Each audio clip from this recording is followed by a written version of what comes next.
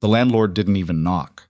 Harlan Briggs shoved the cabin door open, so hard it cracked against the inside wall, and the sound made little Toby jerk awake on his sickbed and start crying. Maribel Fenwick tried to sit up from her own blankets and couldn't manage it.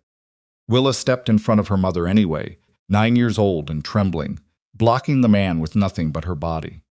Harlan looked at the sick woman, at the feverish child, at the girl standing between them and him. Then he dropped the eviction notice onto the floor like it was trash. 7 days, he said. Then I drag what's left of you out myself. He stepped over the paper and walked back out into the cold. Nobody in Bracken Hollow would talk about it later. But everyone knew. If a story like this moves you a child standing alone while the world walks past, then you're exactly who this channel is made for. Hit subscribe right now so you never miss what comes next. These are the stories that remind us what people are truly capable of, the worst of it and the best of it. Tap like, drop a comment telling me what city or country you're watching from. I want to see how far this story travels. Now, let's begin. The morning Rourke Danner rode back into Bracken Hollow. The temperature had already dropped low enough to make breathing feel like swallowing broken glass. His horse, a big gray gelding named Cutter, moved at a slow walk because Rourke hadn't pushed him in 2 days and wasn't about to start now. The cattle drive was finished. The money was in his coat pocket. He wanted a hot meal, a whiskey, and to be back on his own land before dark, and he had no interest in anything that fell between those three things. Bracken Hollow was not a town that inspired lingering. It had a main street, a general store, a saloon that smelled like wet wool and old regret, a blacksmith, a church that half the population avoided, and enough mud to swallow a boot whole if you stepped wrong. The people who lived there were the kind who minded their own business, so aggressively it had almost become a civic virtue. Nobody talked about their troubles loudly. Nobody asked too many questions. It was a decent enough arrangement for people who wanted to be left alone, which was most of them. Rourke was one of them, had been for 3 years. He came through the far end of the main street at a steady walk, Cutter's hooves making that familiar hollow sound on the frozen ground, and he was already calculating the fastest route to the farrier, then the general store for supplies, then the road home, when he saw the girl. She was sitting on the steps outside Alderman's General Store, which was the only place in Bracken Hollow where you could reliably buy flour, salt, medicinal tinctures, and rope within the same 20 feet. The steps were wide and worn smooth by years of boots, and the girl had wedged herself into the corner where the railing met the wall, which was the most sheltered spot from the wind. She had a coat that was too thin for October and boots that were probably somebody else's before they were hers. Her hair was dark and unbrushed, held back from her face by a piece of string. She was crying, not the loud kind of crying that demands attention. The quiet kind. The kind children do when they have already cried the loud way, and nobody came, so they settle into the smaller, persistent grief of someone who has accepted that noise won't help. What stopped Rourke, though, was not the girl herself. It was the people moving around her. 3 men walked past the steps, while Rourke watched from the far end of the street. One of them glanced at the girl and looked away before he'd even finished the motion. A woman carrying a basket of laundry stepped around her like she was a post in the ground. An older man in a merchant's coat came out of the store itself, saw the girl directly in his path, moved to the left, and went on his way without breaking stride. They all saw her. Every single one of them saw her. And every single one of them kept walking. Rourke sat on Cutter for longer than he meant to. The horse shifted his weight and exhaled a long breath that turned white in the cold air, and Rourke's hand tightened on the reins and then loosened again, and he told himself what he'd been telling himself for 3 years. That other people's grief was not his problem, that he was tired, that he had his own road to ride, that getting involved in somebody else's trouble was the fastest way to carry it home with you. His wife, Lenora, used to call that thinking the cowboy's prayer. She said it with a half-smile that meant she found it equal parts understandable and foolish, and she was usually right about most things, so the memory of that half-smile was enough to make him pull Cutter to a stop in the middle of the street. He sat there another full minute. The girl didn't look up. She wasn't performing sadness for anyone. She didn't even seem to know he was there. Rourke dismounted. He tied Cutter loosely to the post at the corner, walked across the frozen mud to the general store steps, and crouched down in front of the girl so he wasn't towering over her. She flinched anyway. Children who'd been ignored all morning by adults didn't necessarily respond well to sudden attention. "Hey," he said. He kept his voice level. "I'm not going to bother you. I just wanted to make sure you're all right." The girl looked at him with the particular expression children reserve for adults, who ask obvious questions. Her eyes were red-rimmed and her nose was running, and she'd clearly been out here long enough for the cold to settle into her bones, because she was shivering in a way that had gone past shaking and become something steadier and more mechanical. "I'm not all right," she said. "No," Rourke agreed. "I can see that. You want to tell me what's wrong?" She looked at him for a long moment, measuring him the way people measure strangers when they've already been disappointed enough times that caution has become a reflex. "My mama is sick," she said finally. "My little brother too. They're both real sick, and I've been trying to get help since this morning, and I don't have enough money for the right medicine, and I don't—" She stopped herself, pressed her lips together. She was clearly fighting the urge to cry again and winning, barely. "I don't know what to do," she finished. "I don't know how to save them." Rourke felt something shift in his chest, somewhere behind the ribs. In that locked-up space, he'd been careful not to examine too closely for 3 years. He stood up. "My name's Rourke Danner," he said. "What's yours?" "Willa Fenwick." "All right, Willa Fenwick." He offered his hand.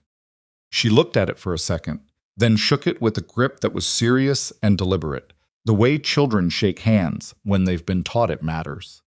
"Show me where your mother is." Willa stood up immediately. She didn't hesitate. She'd been waiting all morning for someone to say exactly that, and whatever skepticism she had about this particular cowboy, she wasn't going to waste time questioning a hand that had finally reached down. She led him back through the main street and off the far end, past the smithy and the feed depot, and down a narrow track that ran along the edge of a dry creek bed. Rourke walked Cutter behind them, and the horse stepped carefully in the frozen ruts. The walk was maybe 10 minutes, long enough for Rourke to notice how far this cabin was from everything.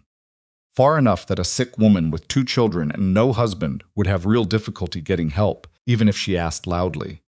The cabin came into view around a bend in the track. It was small and weather-beaten in the particular way of structures that had been built for function and maintained only minimally since. The shutters on the front window were warped, and one of them hung at an angle that meant wind was getting through the gap. The woodpile beside the door was low, not dangerously low yet, but heading there. The roof had a patch near the chimney that someone had repaired with different colored wood, and the repair was holding but barely. Willa pushed the door open and went inside, and Rourke followed. The first thing he registered was the smell. Medicinal and close, the particular interior smell of a sick room, where a fire has been burning steadily to keep the temperature up. The second thing he registered was the warmth, because despite everything else, the fire was going and Willa had clearly kept it fed. The third thing he registered was Maribel Fenwick. She was lying on the bed against the far wall, propped up on 2 pillows, with 4 blankets piled over her. She was 32 years old, but the illness had done something to her face that made her look both older and younger simultaneously. The sharpness in her eyes was still there, the particular sharpness of someone who is used to managing things, but the rest of her face had gone pale and tight in a way that made her look fragile. She was still trying to hold Toby's hand. The boy was 4 years old and small for it, lying in the crib that had been moved right next to the bed so she could reach him without getting up. He was burning.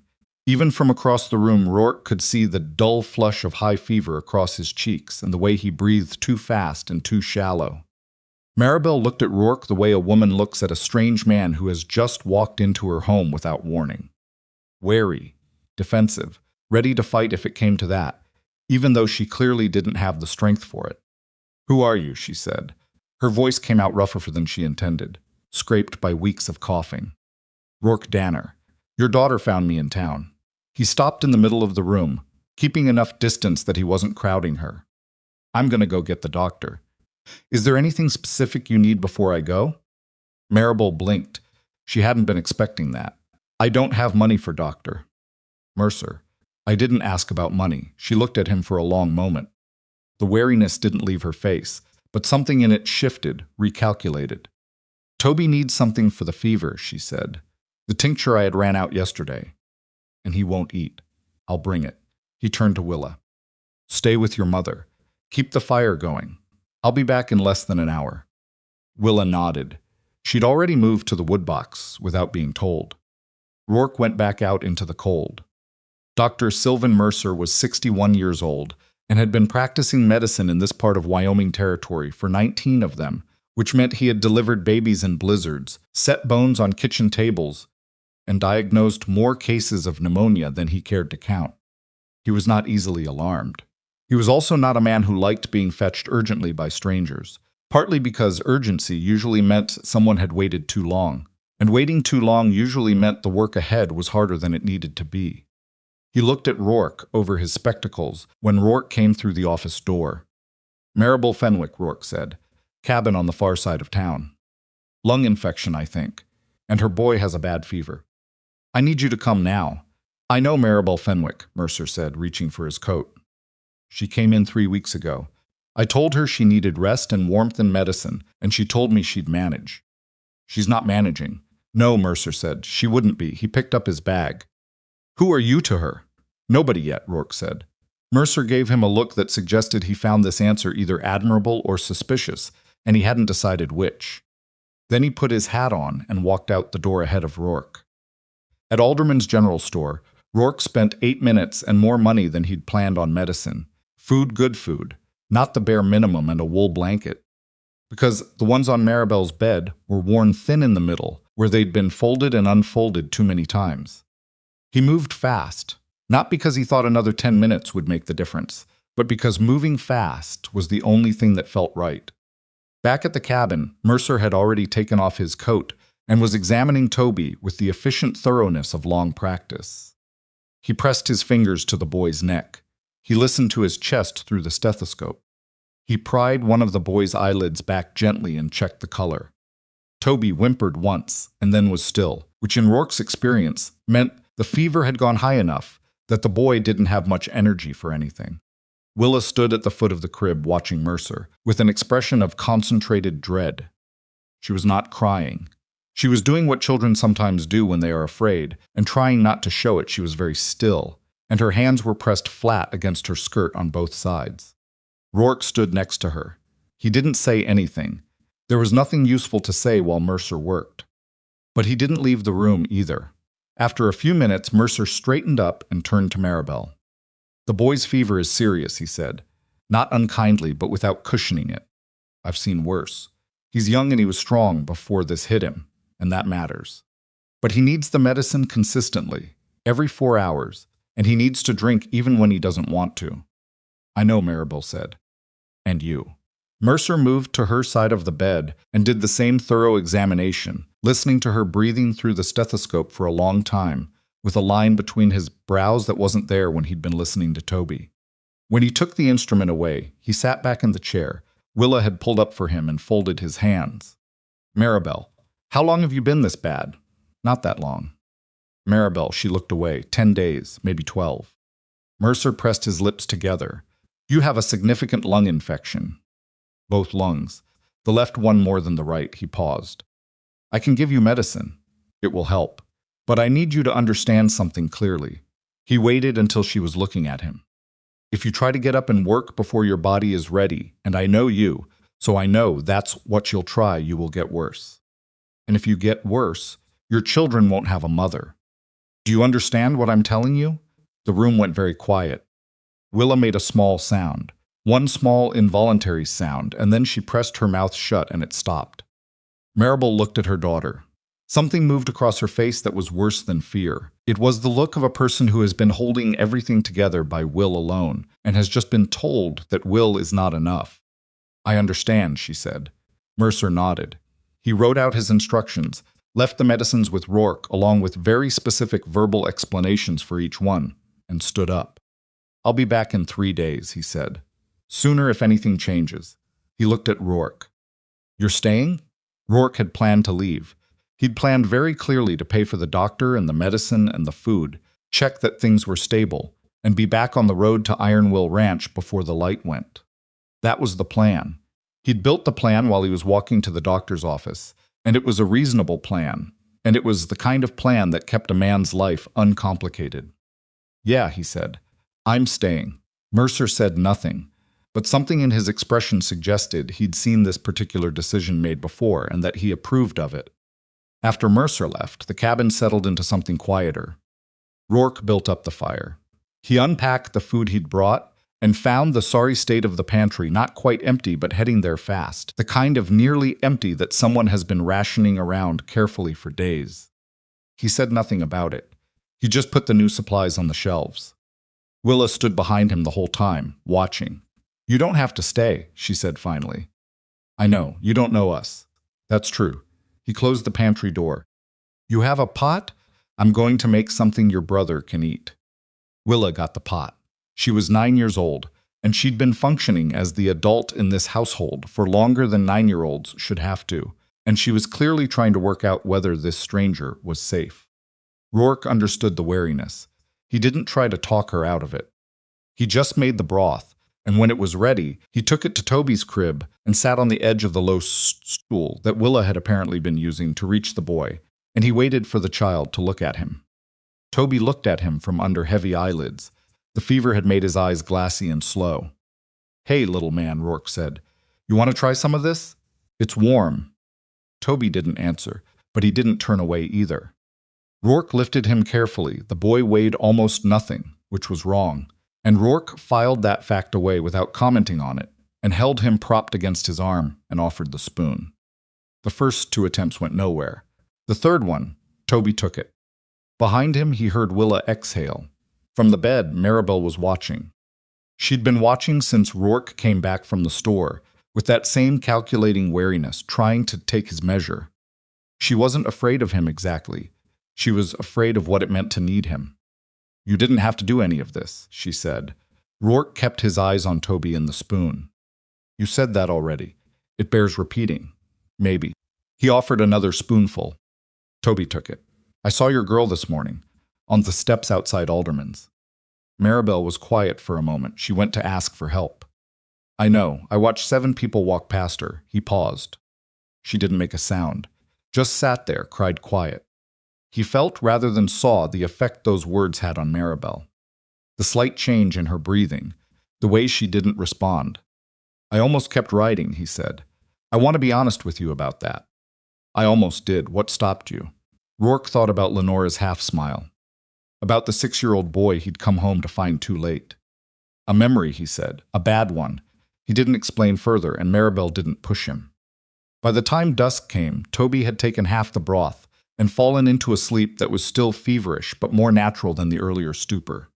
Rourke had repaired the hanging shutter from outside, with 2 screws from the small kit he carried in his saddlebag.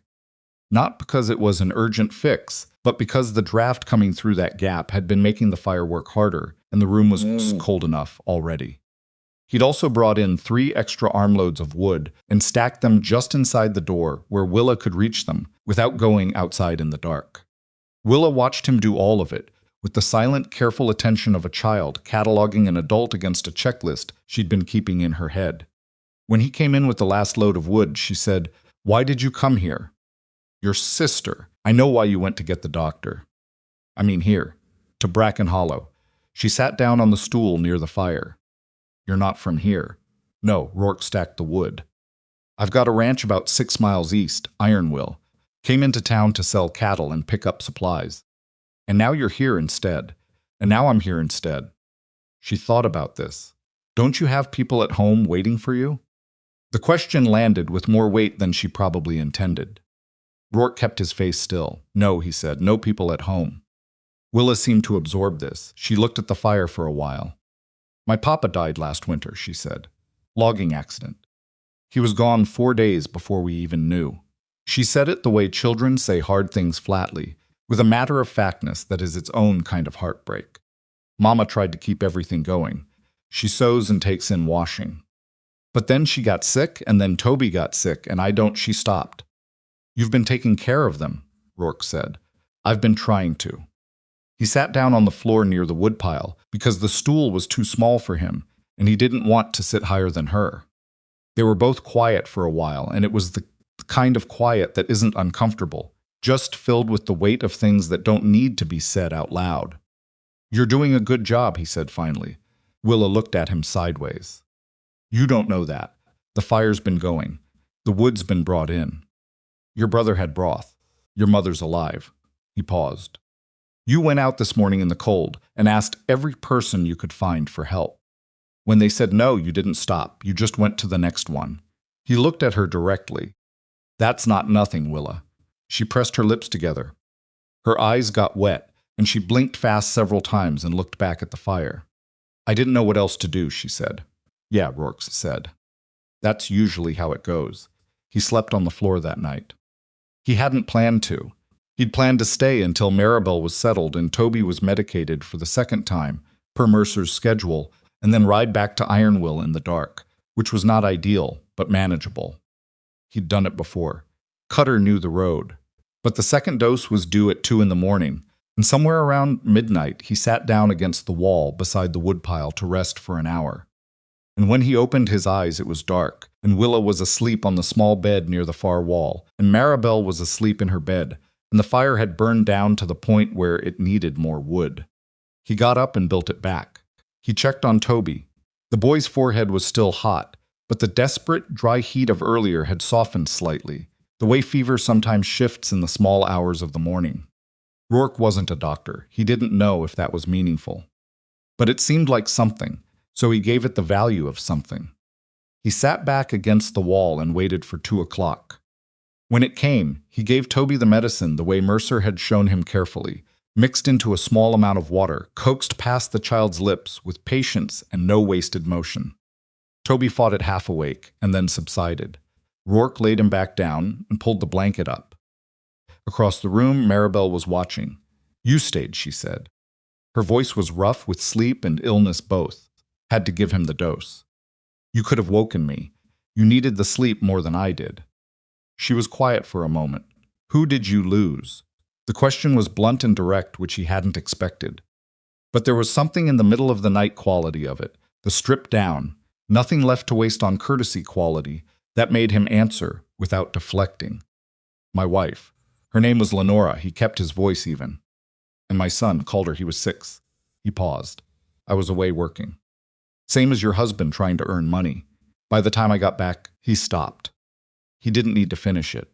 Maribel said nothing for a long moment. "How long ago?" she asked. 3 years. "And you've been at that ranch alone since then?" "Yes." "That sounds very lonely." It was such a simple, unadorned observation, delivered without pity and without any attempt to fix anything, that it hit him somewhere he hadn't expected. "It is," he said. "Yeah, it is." They didn't talk after that. The fire crackled. Outside, the wind moved through the trees with that low sound it makes when the temperature drops well below what's comfortable. After a while, Maribel's breathing evened out into sleep again. Rourke sat with his back against the wall until dawn came through the gap in the shutters he hadn't fixed yet. In the morning, he went to get more medicine and came back. In the afternoon, he brought water from the creek and split more wood and repaired a section of the floor near the door that had a soft spot in it from water damage, using tools he'd borrowed from the smithy. Willa helped him hold the replacement board in place while he drove the nails. "You know carpentry?" she asked. "A little enough." He set the last nail. "You learn when there's nobody else to call." She thought about that. The second day, Toby's fever broke partially, not fully, not yet, but enough that he was more awake and asked Willa for water in a real voice, instead of the thin, frightened murmur he'd been using. Willis went still when she heard it, and then she walked very fast to the far side of the room and spent a few minutes with her back to everyone while she collected herself. Rourke pretended not to notice. He thought she deserved that privacy. The second day was also the day Maribel started talking to him. Not about important things, not yet. About small things. She asked about the cattle drive where they'd driven from, how many head, what kind of weather. She asked about Ironwill Ranch, how many acres, how long he'd had it. She asked these questions in the careful, assessing way of a person building a map something, taking measurements, before committing to a position. Rourke answered straightforwardly. He'd never been good at being anything other than direct, which had caused problems with some people and worked fine with others, and Maribel Fenwick clearly fell into the second category. By the end of the second day, he knew several things about her: that she had grown up on a farm in Kansas and could break ground and plant crops and read a ledger, and so well enough to do it professionally; that she had married James Fenwick at 18 and followed him to Wyoming because he believed in the territory's future; and that she had not gone back to Kansas when he died, because this was where her children knew as home, and she would not uproot them again on top of everything else. And by the end of the second day, one more thing had happened. The landlord came. Harlan Briggs arrived at the door in the late afternoon with the manner of a man who knows he has power in a situation and enjoys confirming it periodically. He was wide-shouldered and red-faced with cold, and he came in without knocking, which Rourke noticed and said nothing about. Not yet. Maribel, Briggs said, looking at the bed. He registered Rourke. Looked at him. Looked back at her. You got company. Just leaving, Rourke said, not moving. Briggs' eyes moved back to him. Who are you? Rourke Danner. I own Ironwill Ranch east of town. Briggs seemed to do some mental calculation. You're here because? Doesn't matter why I'm here. Rourke kept his voice level and his body still. What's your business with Mrs. Fenwick? This was exactly the wrong question to ask Harlan Briggs, who was the kind of man who believed anyone asking about his business was attacking his authority. He drew himself up. He was bigger than Rourke, wider, though not taller. My business with Mrs. Fenwick, he said, is that she owes me 3 months' rent, and I've been patient long enough. He looked at Maribel. 7 days. I told you before, and I'm telling you again. 7 days. And if you don't have what you owe me, you and those children are out.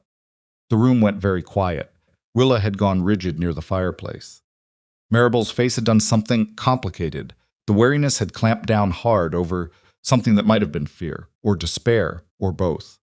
And she'd shuttered it so fast and so completely that it would have been almost invisible if Rourke hadn't been watching closely. I understand, she said. Her voice was perfectly steady. 7 days, Briggs repeated. He looked at Rourke once more with the expression of a man establishing that this stranger's presence changes nothing, then turned and left. The door closed. Willa turned toward her mother, and her face had gone white. Mama, it's all right, Maribel said. It's not. Willa. Not sharp, but firm. The voice of a woman who needs her daughter not to fall apart right now because she cannot afford to fall apart herself. It's all right. We'll find a way. Rourke stood in the middle of the room. He didn't say anything yet. He was thinking. He thought about Ironwill Ranch, about the empty rooms in that house that he moved through every morning without looking into, about the accounts that had been neglected because doing accounts requires sitting still, and sitting still meant thinking, and thinking meant remembering, and he'd gotten very good at keeping himself too busy to think, about the fact that the ranch was struggling and needed more hands than he'd been willing to hire, because more hands meant more people around, and more people around meant more chances to lose something again. He was thinking about all of that. He was also thinking about a 9-year-old girl on the steps of a general store, crying quietly while 7 people walked past her. I have something I want to talk to you both about, he said. When you're ready. Maribel looked at him. I'm ready now, she said. He pulled the chair up and sat across from her bed, and Willa came and sat on the stool beside her mother, and Rourke Danner, who had spent 3 years building walls fast enough to stay ahead of everything he'd lost, began telling them about Ironwill Ranch. And outside, the October sky turned a deep, cold, brilliant blue, and the first hard frost of the season crept across the territory, and in a cabin on the edge of Bracken Hollow, something was beginning that none of them had names for, yet something that would, before long, change every single one of them down to the root. Rourke told them about Ironwill Ranch the way a man describes a place he's ashamed of, not the shame of failure exactly, but the shame of neglect, of having let something good go to ruin because tending to it required a kind of attention he hadn't been able to give. The ranch was 6 miles east of Bracken Hollow, on a stretch of land that sat between 2 low ridges, which meant it was sheltered from the worst of the northern wind, but caught the morning light early and kept it long into the afternoon. His wife Lenora had loved that about it. She used to say the light there was different from anywhere else she'd lived, softer in the morning and more gold in the evening, and she was the kind of person who noticed things like that and said them out loud without embarrassment. Rourke told them none of that part. He told them the practical things. 4 rooms in the main house, all of them solid, none of them luxurious. A barn that needed work on the roof but was otherwise sound. A woodshed that was actually well stocked, because chopping wood was the kind of physical, mindless work that Rourke had been using for 3 years to fill the hours when thinking became dangerous. A root cellar beneath the kitchen that he'd laid up with preserves and dried goods, because he'd learned the hard way that a winter without adequate stores was a winter that got inside your bones and stayed. He had a herd, smaller than it should have been, because he'd been running the operation without enough help, and some animals had been lost to weather and bad luck, but still a functioning herd. He had horses. He had fencing that stretched across most of the south pasture, though sections of it needed replacing. "It's not much," he said. "I'm not going to tell you it is." Maribel had been listening with her eyes steady on his face the whole time. And Willa had been listening with the particular posture of a child who knows the adults around her are discussing something that will directly affect her life, and is therefore trying to hear every syllable. "What are you asking?" Maribel said. Rourke had been thinking about how to say this since the landlord walked out the door. He hadn't found a way that sounded entirely reasonable, so he decided to just say it plainly and let her react however she was going to react. "Come to the ranch," he said. "You and the children. You'd have the rooms in the house, the warmth, the food stores. Toby can recover properly. Willa can get to school. There's a schoolhouse in Bracken Hollow she could ride into. It's not far." He paused. "You don't have to be sick in a cold cabin, waiting for a landlord to throw you out." Maribel looked at him for a long time without speaking. "And in exchange," she said finally. It was not a question quite, but it was the shape of one. "Nothing," Rourke said. "That's not an answer. It's the only one I've got right now." She shook her head, slow and deliberate. "I won't do it that way." "Maribel, I mean it." There was no anger in it, just something harder than anger certainty. "I have taken charity twice in my life. Once when James died and his cousins sent money without being asked, and once when a neighbor brought food the first week after the funeral. Both times I was grateful, and both times it ate at me for months. I'm not going to move my children into a stranger's house and be beholden." She stopped. Then, more quietly, "I can't do it that way. I need you to understand that." Rourke understood it. He understood it better than she probably expected, because it was the same stubbornness that had kept him from hiring help at Ironwill for 3 years, rather than admit he needed it. "Then it's not charity," he said. "What is it then?" He thought about it for a moment. Really thought about it. Not performing thought, but actually working it through. "Partnership," he said. "You know accounts. I do." "I don't. I mean, I can add and subtract well enough, but the books at the ranch are a mess. I know they're a mess because I haven't wanted to sit down and look at them properly." He kept his voice even. "You manage the household accounts and the books. Sewing if you want it. There are ranching families in the area who'd pay for good work. Willa's in school instead of running this place by herself. Toby gets warm." He met her eyes. "That's not nothing you'd be doing." "That's real work." Maribel said nothing. Willa said very quietly, "Mama." It was just the word, just her name.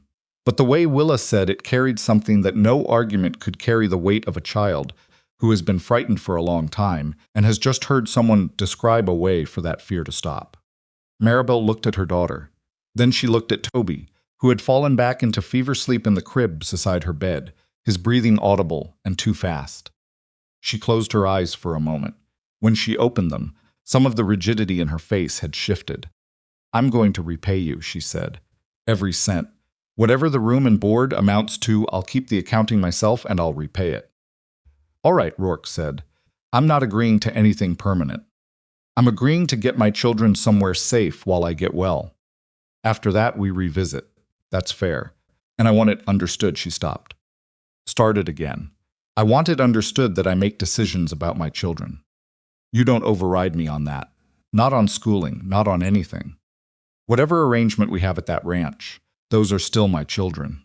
"I'd never argue that," Rourke said. And he meant it. She looked at him for one more long moment. Then she exhaled slowly, carefully, the way a person exhales when they've been holding their breath without knowing it. "When?" she said. "Day after tomorrow. Give Toby one more day before we move him. And you'll need a wagon. I'll arrange it." Willa stood up so fast the stool scraped back across the floor. and she walked to the window and looked out at nothing in particular, and her shoulders rose and fell once, in a single deep breath that she probably thought nobody noticed. Rourke noticed. He didn't say anything. Moving the Fenwicks to Ironwill Ranch took the better part of that day after tomorrow morning. It was not a large amount of possessions. A family that had been scraping through on a seamstress's income does not accumulate much in the way of furniture or goods, but what they had, they'd held on to with the grip of people who know the cost of losing things. Maribel's sewing basket, a wooden box of James Fenwick's tools, 3 good blankets, the crib, a small crate of books, which surprised Rourke until he saw the look on Willa's face when he lifted it and understood that these were not negotiable items. Maribel rode in the wagon bed with Toby held against her, wrapped in the new wool blanket Rourke had bought. She was pale from the cold and from effort, because getting from the bed to the wagon had taken more out of her than she'd expected, and she hadn't said a word about it, just gripped the sideboard and breathed carefully until the feeling passed. Willa sat up front beside Rourke on the wagon bench. She didn't talk for the first half of the drive, which suited Rourke fine. He wasn't a man who filled silence with noise, but about 2 miles out, when the road curved east and the ridges that flanked Ironwill came into sight, she sat up straighter. "Is that it? The near ridge is the south boundary," he said. "House is another mile past." She studied the landscape with the assessment of someone who has been thinking about what they were coming to and is now measuring the reality against the picture. "It's bigger than I thought," she said. "It's bigger than it looks. And smaller than it should be." She glanced at him sideways. "What does that mean?" "Means the land is fine, but I haven't been working it right." He kept his eyes on the road. "I've been running it like a man who doesn't particularly care what happens to it." Willa thought about this. "But you do care." It wasn't a question. He looked at her briefly. "Yeah," he said, "I do care. I just forgot how for a while."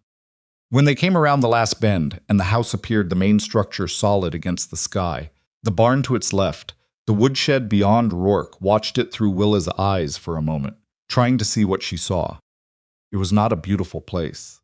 The paint on the main house had been white once and was now a weathered gray-white, and the front porch had a railing that needed replacing on the left side, and the yard had the stark, cleared look of a space that nobody had thought about decorating since the woman who'd lived there stopped living there. But it was solid. It was warm inside. He'd ridden ahead the day before to make sure the fire was going and the rooms were aired out. The windows were intact. The roof held. He helped Maribel down from the wagon carefully, and she let him, which he understood was its own form of trust from a woman who had been doing everything herself for months. He got Toby inside first and put him in the small room off the kitchen that caught the most warmth from the cooking fire, and settled him in the crib with blankets up to his chin. Then he showed Willa and Maribel the room they'd share. It was the largest bedroom, the one that faced east. He'd moved his own things to the smaller room at the back of the house without making a point of it. The bed was made with clean sheets. He'd put a rag rug in front of it that Lenora had braided the first winter they were at the ranch, and he'd done this without examining too closely whether it was the right thing to do, because if he'd examined it, he probably would have put the rug somewhere else. Maribel walked through the room without speaking. She touched the windowsill, looked at the view of the east, opened the small wardrobe. "This is your room," she said. Not an accusation, an observation. "Was," Rourke said. "It's yours now." She turned and looked at him. "Thank you," she said. Just that, no elaboration. He nodded and went back to unload the wagon.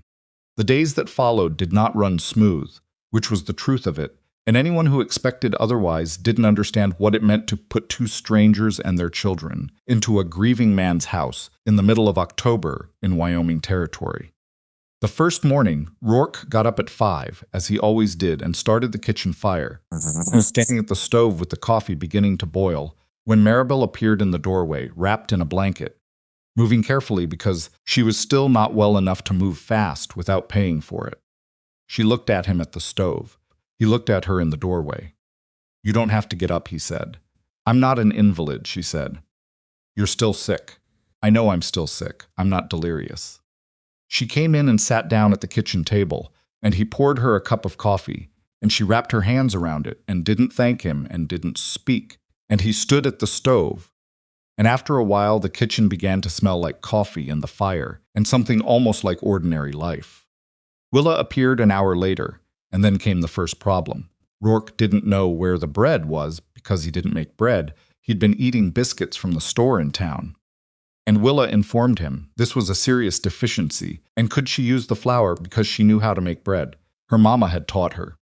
Rourke opened the pantry and said, "Help yourself." And Willa put her sleeves up and began working the dough with the methodical seriousness of a child who has been doing necessary tasks for long enough that they've stopped feeling like tasks. Rourke watched her for a moment. "How old were you when you learned?" he said. 7. "Papa said everyone should know. Your papa was right." She didn't look up from the dough. He was right about most things.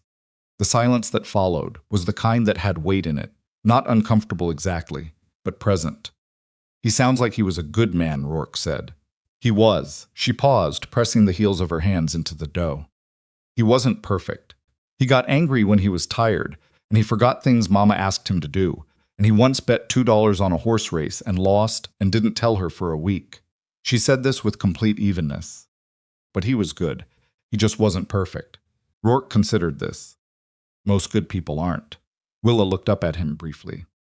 "Were you perfect?" "No," he said, "not even close." She went back to the dough, apparently satisfied with that answer. The bread came out slightly dense on one side because the oven ran hotter on the left than the right, which Rourke hadn't known and should have warned her about. Willa ate her piece without complaint and made a mental note about the oven that you could see her filing away in real time. Toby's fever broke on the 4th day. Really broke. Not the partial softening of those first nights, but the full release of it, the way a fever breaks when the Vaten finally wins. The child went from hot and barely conscious to suddenly, startlingly awake, looking around the room with clear eyes like he'd surfaced from deep water. He looked at Rourke, who was sitting nearby with the medicine schedule, and said, "Where's my horse?" Rourke blinked. "You don't have a horse," Willa said from the doorway, where she'd appeared at the sound of her brother's voice, with an expression that she was working hard to keep controlled. "I want one," Toby said. Willa crossed the room in 4 steps and crouched beside the crib and grabbed her brother's hand and held it very hard and said nothing, because she clearly couldn't say anything right then. Toby let her hold his hand and looked around with the alert curiosity of a 4-year-old in an unfamiliar place. "We're somewhere else," he said. "Yes," Willa said. "Is it ours?" She glanced at Rourke over the top of her brother's head. "For now," she said carefully. Rourke met her eyes and said nothing. That evening he told Maribel her son was fully awake and asking for a horse. Maribel put her hand over her mouth and looked at the ceiling for a long moment. When she looked back at him, her eyes were bright. "He's been asking for a horse since he was 2.5, she said. "He's got good priorities." She laughed. It was the first time he'd heard her laugh, and it was not a soft or delicate sound. It was sudden and real and surprised out of her. The kind of laugh that happens before a person has time to decide whether they should. Then she pressed her lips together and the laugh stopped, and she looked at him with an expression he couldn't quite categorize. "Thank you," she said, "for all of this. I know I'm not good at saying it." "You've said it. I mean it." "I know you do," he said. "Get some rest." Maribel's recovery was harder and longer than Toby's. That was the truth they were all navigating. The boy bounced back with the unfair resilience of childhood, and within a week of the fever breaking, he was underfoot in the kitchen and following Rourke to the barn and conducting detailed one-sided conversations with the horses in a tone that suggested he considered this perfectly normal communication. Maribel improved more slowly. She had better days and worse days, and the worst days were genuinely bad, a rattling cough that left her exhausted, a weakness in her legs that frustrated her profoundly because she was not a person who accepted physical limitation with any grace. She tried twice in the first week to take over tasks before she was ready and paid for it both times, once ending up back in bed by noon, and once frightening Willa badly by coughing so hard she had to sit down in the middle of the kitchen floor. Dr. Mercer came out to the ranch on the 6th day and examined her again and told her flatly that her lungs needed more time, that she was impatient in the way people are impatient when they are used to holding everything together and can't stand watching others do it. "The work is getting done," Mercer told her. "I can see it from here. Let it get done." Maribel waited until he was out of the room, and then told the wall she was fine and she knew her own body. Willa, from the doorway, said, "He said the same thing to you last time. And you didn't listen. And look where we ended up." Maribel turned and looked at her daughter. She stopped. "An accurate description?" Willa said. There was a silence. Then Maribel said, "You're too much like your father." "You said that's a compliment. Right now I'm reconsidering." But she stayed in bed.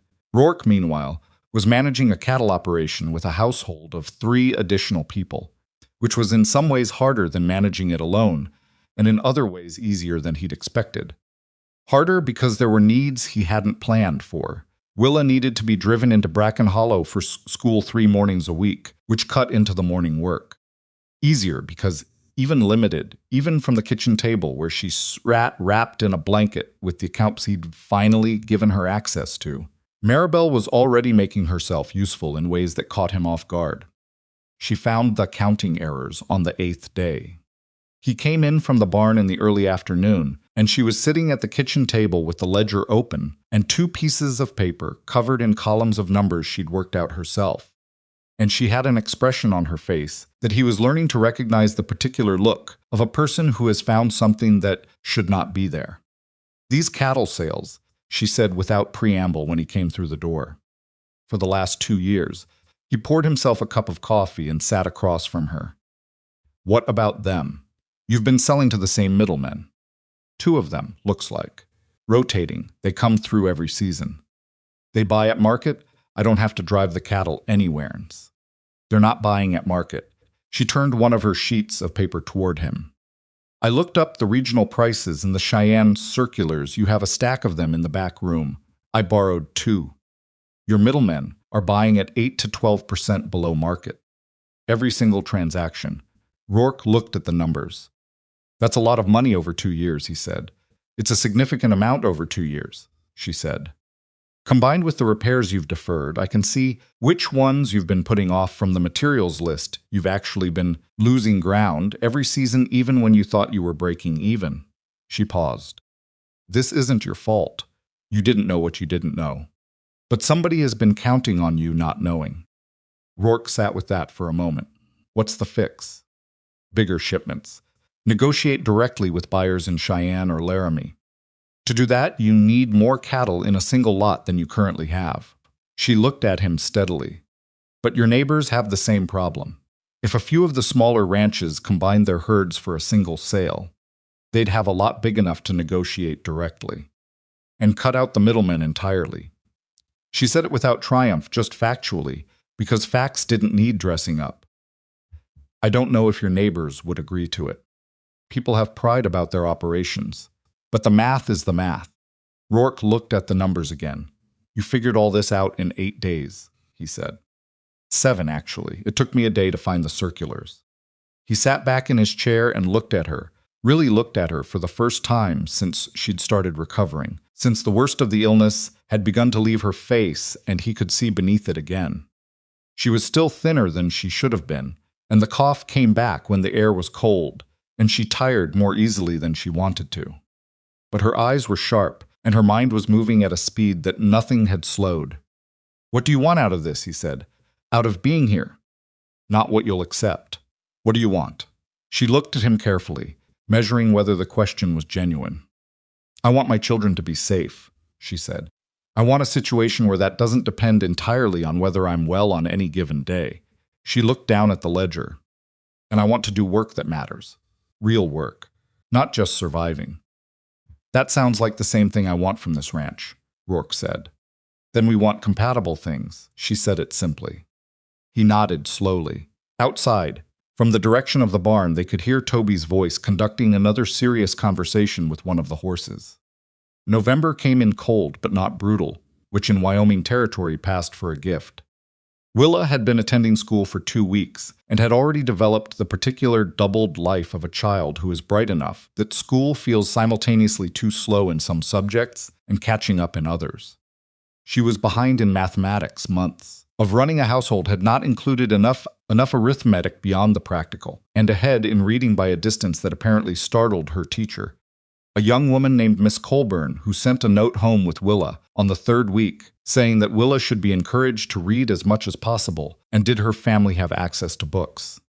Rourke took the note and went to the back room and came out with 12 books that had been sitting undisturbed on a shelf since Lenora died and put them on the kitchen table. Willa looked at them, then at him. "You're sure?" she said. "They're just sitting there," he said.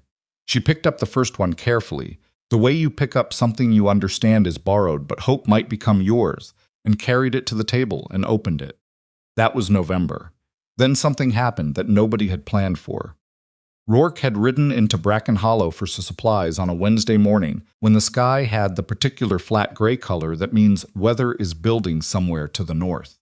He was at Alderman's loading sacks into the wagon when Ed Calloway, who ran the neighboring Calloway spread 3 miles west of Ironwill, appeared at his elbow. "You hear the forecast?" Calloway said. He was a compact man in his 50s, weathered and economical with words in the way of men who have spent decades working land. "What forecast?" "Coming down from the north. Looks bad." Rourke finished loading the sack and straightened up. "How bad?" Calloway looked at the sky. "Bad enough that I'm heading back now and not stopping." He paused. "You got people at the ranch?" "Yeah." He'd never described the Fenwicks to the neighbors, just accepted that word traveled in small communities and left it at that. "I'll be heading back now, too."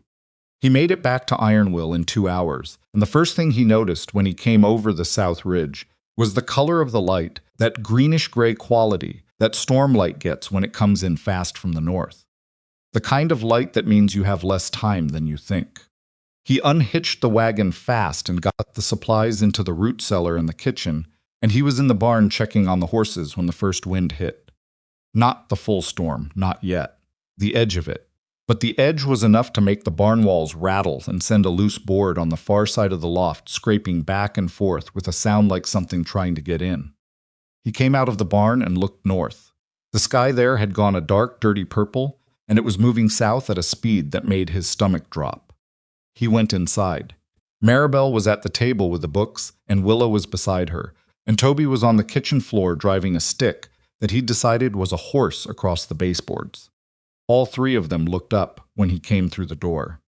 "Storm's coming," he said. "Big one. I need you all to stay inside and keep the fire going no matter what. I'm going to get the cattle in from the south pasture before it hits." "How long do you have?" Maribel said immediately. "Maybe 2 hours. Maybe less." She was on her feet before he finished the sentence. "What do you need me to do? I told you stay inside." "Rourke." Her voice cut through his with the particular efficiency of a woman who has made up her mind. "I've lived through Wyoming winters. Tell me what needs doing inside and I'll do it." "Don't waste time arguing." He didn't argue. "Root cellar, there's extra feed just inside the door. Get it up into the kitchen before the storm hits, or we won't be able to open the cellar hatch. And fill every pot and jug with water now, because the creek will freeze over and stay frozen for days." She nodded and moved. "Willa, can you bank the fire in the far room and close every window shutter on the north side of the house?" "Yes," Willa said. She was already moving. "Toby." "I'll take Toby," Maribel said over her shoulder. Rourke went back out. The drive to the south pasture took 20 minutes on horseback, and by the time he got there, the wind was serious, the kind of wind that has weight and intention, that pushes against you with something personal about it. He found 30 of his cattle huddled at the south fence line, which was what cattle do when they sense weather, and spent 40 minutes getting them moving north toward the barn, which cattle do not do willingly because moving means leaving what they know. He was still a quarter mile from the barn when the storm broke. Not weather arriving, weather landing. The full force of it dropping like something that had been held up and suddenly released wind that went from serious to punishing in under a minute. Temperature dropping so fast you could feel it on your face between one breath and the next. And then the snow, not falling but driving, horizontal, so thick and fast that the barn disappeared from sight at 200 yards. He lost 4 cattle in the white. He knew he lost them because he felt the herd thin at his back, and when he tried to turn to find them, the wind pushed back against him, hard enough to make Cutter stagger. And he made the decision that every cattleman has to make in bad weather: cut the losses and get the rest in. He got the cattle into the barn. He got Cutter stabled. He leaned against the barn wall for a full minute just breathing. Then he heard something above the storm. Voices. Not from inside the house. From the road. He pushed the barn door open against the wind, fighting for every inch of it, and looked out. There were figures on the road, barely visible through the driving snow, but there a wagon that had slid off the track into the ditch at the edge of the property, and beside it, a man trying to unhitch a horse that had gone into a panic, and in the back of the wagon, the shapes of at least 2 other people. Rourke stood in the barn doorway for a moment. He was exhausted. The storm was fully upon them. The right thing, the practical thing, the thing that protected what he had, was to get inside and let the strangers manage. He pushed out into the storm. It took him 15 minutes to get to the wagon, fighting the wind the whole way. The man trying to unhitch the horse was Ed Calloway. The 2 people in the wagon bed were Calloway's wife, Margaret, and their youngest daughter, who was maybe 7 years old, and had her face buried in her mother's coat. Axle broke, Calloway shouted over the storm. Was trying to make it to the Peterson place and the wheel went. Peterson's is another 3 miles, Rourke shouted back. I know that now.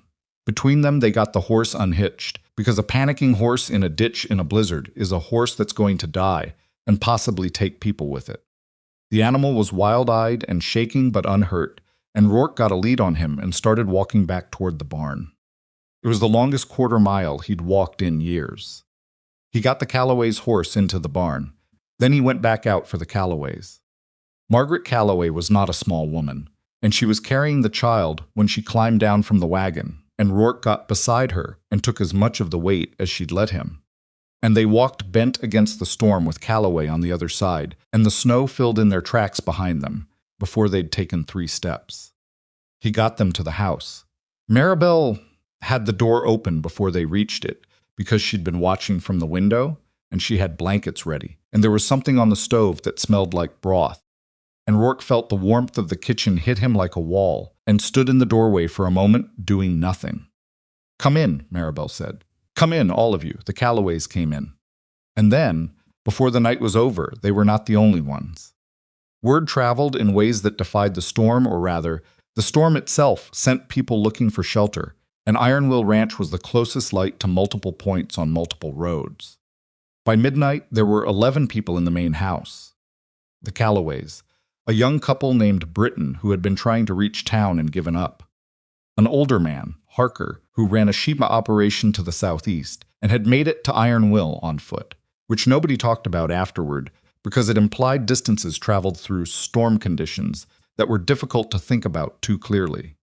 Maribel ran the house. Rourke would think about this later, how she did it, without being asked and without making it a performance. She simply organized. She looked at 11 people in a kitchen and a front room and made assessments and assigned spaces and distributed blankets and kept the fire from running too hot and burning through wood too fast. And she did it all while she was still not entirely recovered from a lung infection, which she absolutely refused to acknowledge. Willa helped her.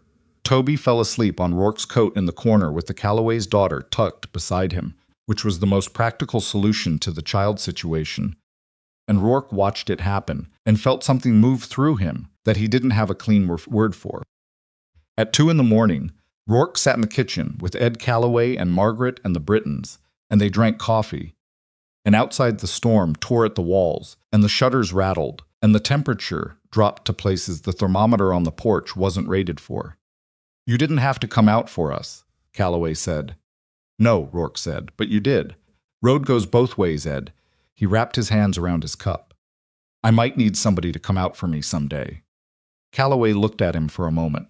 Then he nodded, slowly, the way men nod when they're not just agreeing with words. Margaret Calloway looked across the room to where Maribel had finally sat down at the table with her own cup, Willa beside her, with her head drooping toward her mother's shoulder. "That your family?" Margaret asked Rourke quietly. He looked at the 2 of them, at Toby curled on his coat in the corner. "Yes," he said. He said it before he'd decided to say it, and once it was out, he didn't take it back. Margaret looked at him with the expression of a woman who has been married long enough to know what men say before they know they're saying it. "Good," she said simply. Outside, the storm kept on, indifferent to all of it, breaking fences and scattering cattle and burying roads under 3 feet of white, doing the damage it was going to do regardless. Inside Iron Will Ranch, 11 people weathered it. And in the morning, when the wind finally dropped and the pale winter light came through the east windows of the bedroom that had been Lenora's, Maribel looked out at the white-buried landscape and did not look defeated by it. She looked like someone making plans. The morning after the storm, Iron Will Ranch looked like something had picked it up and shaken it. 3 sections of the south fence were down, not damaged. Down, the posts pulled clean from the frozen ground by the force of the wind. The barn roof had lost a section of boards along the west edge, and daylight came through the gap in a way that meant it needed fixing before the next weather came, which in November in Wyoming territory was never a long wait. The road from the ranch to Bracken Hollow had drifted over in 2 places deep enough that a wagon would need to be dug out, not just pushed through. And the cattle Rourke counted them twice that morning, standing in the cold with his breath turning white. The cattle were short by 6 head, not 4, as he'd thought the night before. He stood in the middle of the south pasture with that number in his head and did the arithmetic without wanting to, though. 6 animals. At current prices, even the middlemen's prices that Maribel had exposed as undermarket, that was a loss that would tighten everything for the rest of the winter. Combined with the fence repair and the barn roof and whatever it cost to dig the road out, the storm had taken a bite out of Iron Will that would be felt for months. He walked back to the house. The Callaways were already up and moving, Ed out looking at his own horse in the barn, and Margaret in the kitchen helping Maribel with breakfast in the efficient, no-wasted motion way of 2 women who have both been running households long enough that they can work around each other without discussion. Sssss. The Britons were awake but quieter, the young husband looking out the front window at the buried landscape with the expression of someone calculating what the storm had cost them. Old Harker was still asleep on the floor of the front room, under 3 blankets, which, given what he'd walked through to get here, seemed entirely reasonable. Toby was awake and had apparently decided that the Callaway's daughter, whose name was Ruth and who was his responsibility, and was currently explaining to her the proper method for feeding a horse, despite the fact that he'd been doing it himself for less than 3 weeks, and his technique was still approximate at best. Willa was setting the table. She looked up when Rourke came in. She read his face the way she'd gotten good at reading. Face is the face reading of a child, who learned early that adults' expressions carried information their words didn't always deliver. "How bad?" she said quietly. "Manageable," he said, which was true if you defined manageable broadly enough. "How's your mother?" Willa glanced toward the kitchen. "She was up at 5. I heard her. She thinks I don't know." "Does she seem all right?" "She seems like she's pretending to be better than she is, so she doesn't have to admit she's not." Willa said this with the patient exasperation of someone who has had this particular battle many times, which is what she always does. Rourke took his coat off and hung it on the hook by the door. "I know," he said. "I'll talk to her. Talking to her when she's decided something is like talking to that fence." Willa nodded in the general direction of the south pasture. "I know that too." In the kitchen, Maribel was moving between the stove and the counter with a deliberateness that was not quite steady, the kind of movement that costs more than it looks like it costs. The body spending reserves, it doesn't have to maintain the appearance of having them. Margaret Callaway was watching her with the quiet, peripheral attention of a woman who knows when another woman is running on fumes, but also knows that saying so directly will accomplish nothing. Rourke leaned in the kitchen doorway. "Maribel," she turned. "Breakfast is almost ready. Sit down, I'm fine." "You were up at 5. She looked at Willa's direction through the wall with an expression that said she was filing away a conversation for later. Then she looked back at Rourke. "There are 12 people in this house," she said. "Someone has to feed them." "Margaret and I can feed 12 people," Rourke said. "Sit down. You can't make biscuits." "Margaret can make biscuits." Margaret Callaway said, without looking up from the pot she was stirring, "I make excellent biscuits." Maribel looked at both of them. The look of a woman who has been outmaneuvered and knows it and does not particularly enjoy the experience. She sat down, but she kept the account book she'd been carrying on the table in front of her and opened it at the page with the storm damage calculation she'd started before dawn, which was her way of sitting down without conceding defeat entirely. Rourke looked at the page over her shoulder before she could cover it. She'd already listed the fence, the barn roof, the road, and left a blank line that he suspected was for the cattle count, which she didn't have yet. 6 head, he said. South pasture. She wrote it in without reaction. Totaled the column. Turned the book so he could see the number. He looked at it for a moment. Yeah, he said. It's not unsurvivable, she said. But it changes the math on the spring sale. I know. We'll need to talk about it. After breakfast, he said. After the Calloways get on the road and Harker wakes up. She nodded and closed the book, and he straightened up and went to help with the biscuits that he absolutely could not make, and spent 15 minutes following Margaret Calloway's instructions with the focused attention of a man who is willing to learn things that challenge his self-assessment. The biscuits came out lopsided but edible, which Toby declared were the most interesting biscuits, which everyone agreed was a diplomatic evaluation. The Calloways left mid-morning once Ed had confirmed his horse was sound and the road to their spread was dug enough to pass. Margaret embraced Maribel at the door, with the directness of a woman who has shared a kitchen and a difficult night with someone and considers them a friend regardless of how long they've known each other. You need anything, Margaret said. You send word. Same, Maribel said. The Britons left an hour later. Harker left on foot back toward his spread, which everyone watched him do with the mixture of admiration and mild alarm that the man seemed to inspire as a matter of course. By noon, the house had contracted back to 4 people, and the silence that settled in felt different from the silence before the storm. Fuller somehow, like the space left by 11 people still had traces of warmth in it. Rourke spent the afternoon on the fence. The posts weren't salvageable where the wind had taken them. The ground was too frozen, and the leverage the wind had applied had cracked 2 of them at the base. He had replacement posts in the barn, enough for 1 section, not enough for 3. He set what he could and marked the gaps with rags tied to the remaining wire, which would tell the cattle where the boundary was in theory and accomplish roughly nothing in practice, if they decided to test it. He was working on the second section, his fingers going numb inside his gloves, despite the gloves being good ones, when he heard hoofbeats. Ed Calloway came back across the south pasture on his horse, moving at a pace that suggested purpose. Thought you might be short on posts, Calloway said, pulling up beside him. 2 sections still down. Calloway dismounted. He had 4 replacement posts tied across the back of his saddle.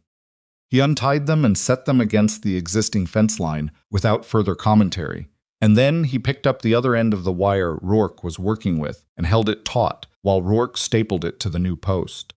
They worked like that for an hour, not talking much.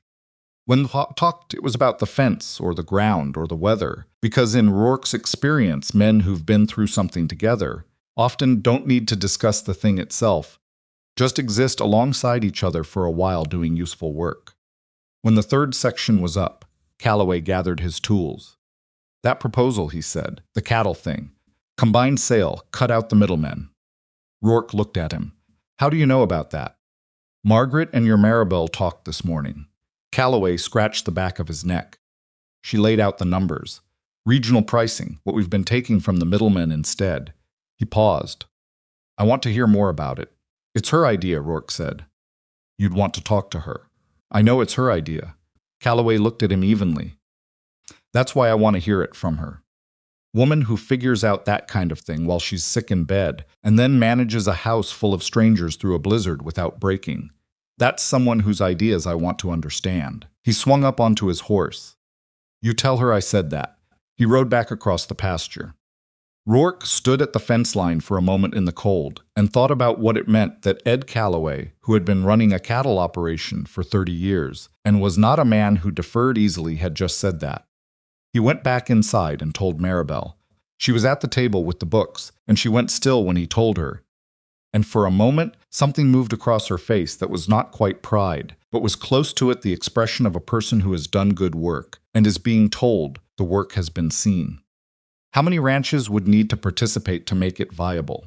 Rourke asked. 3 minimum, she said. She'd already worked this out. 4 is better. It depends on their herd sizes. Calloway's spread, what's his count? Somewhere around 90 head. She wrote it down. And the Peterson place? I'd have to ask. She looked up. And the Harker sheep, he runs sheep, not cattle, but wool goes through similar middleman problems. He might be interested in a parallel arrangement. Rourke sat down across from her. This isn't a small thing you're planning. No, she said. It's not. Why? She looked at him directly. Because small things fix small problems. And the problem here isn't just your cattle sales. Every small operation in this area is getting squeezed the same way. The middlemen know it and count on it. She paused. Your neighbors helped us last night. They brought posts this morning. Calloway brought the posts because we helped him in the storm. And we helped him because you went out into that weather for a man you barely know. She kept her eyes on his. That's not nothing, Rourke. That's the beginning of something.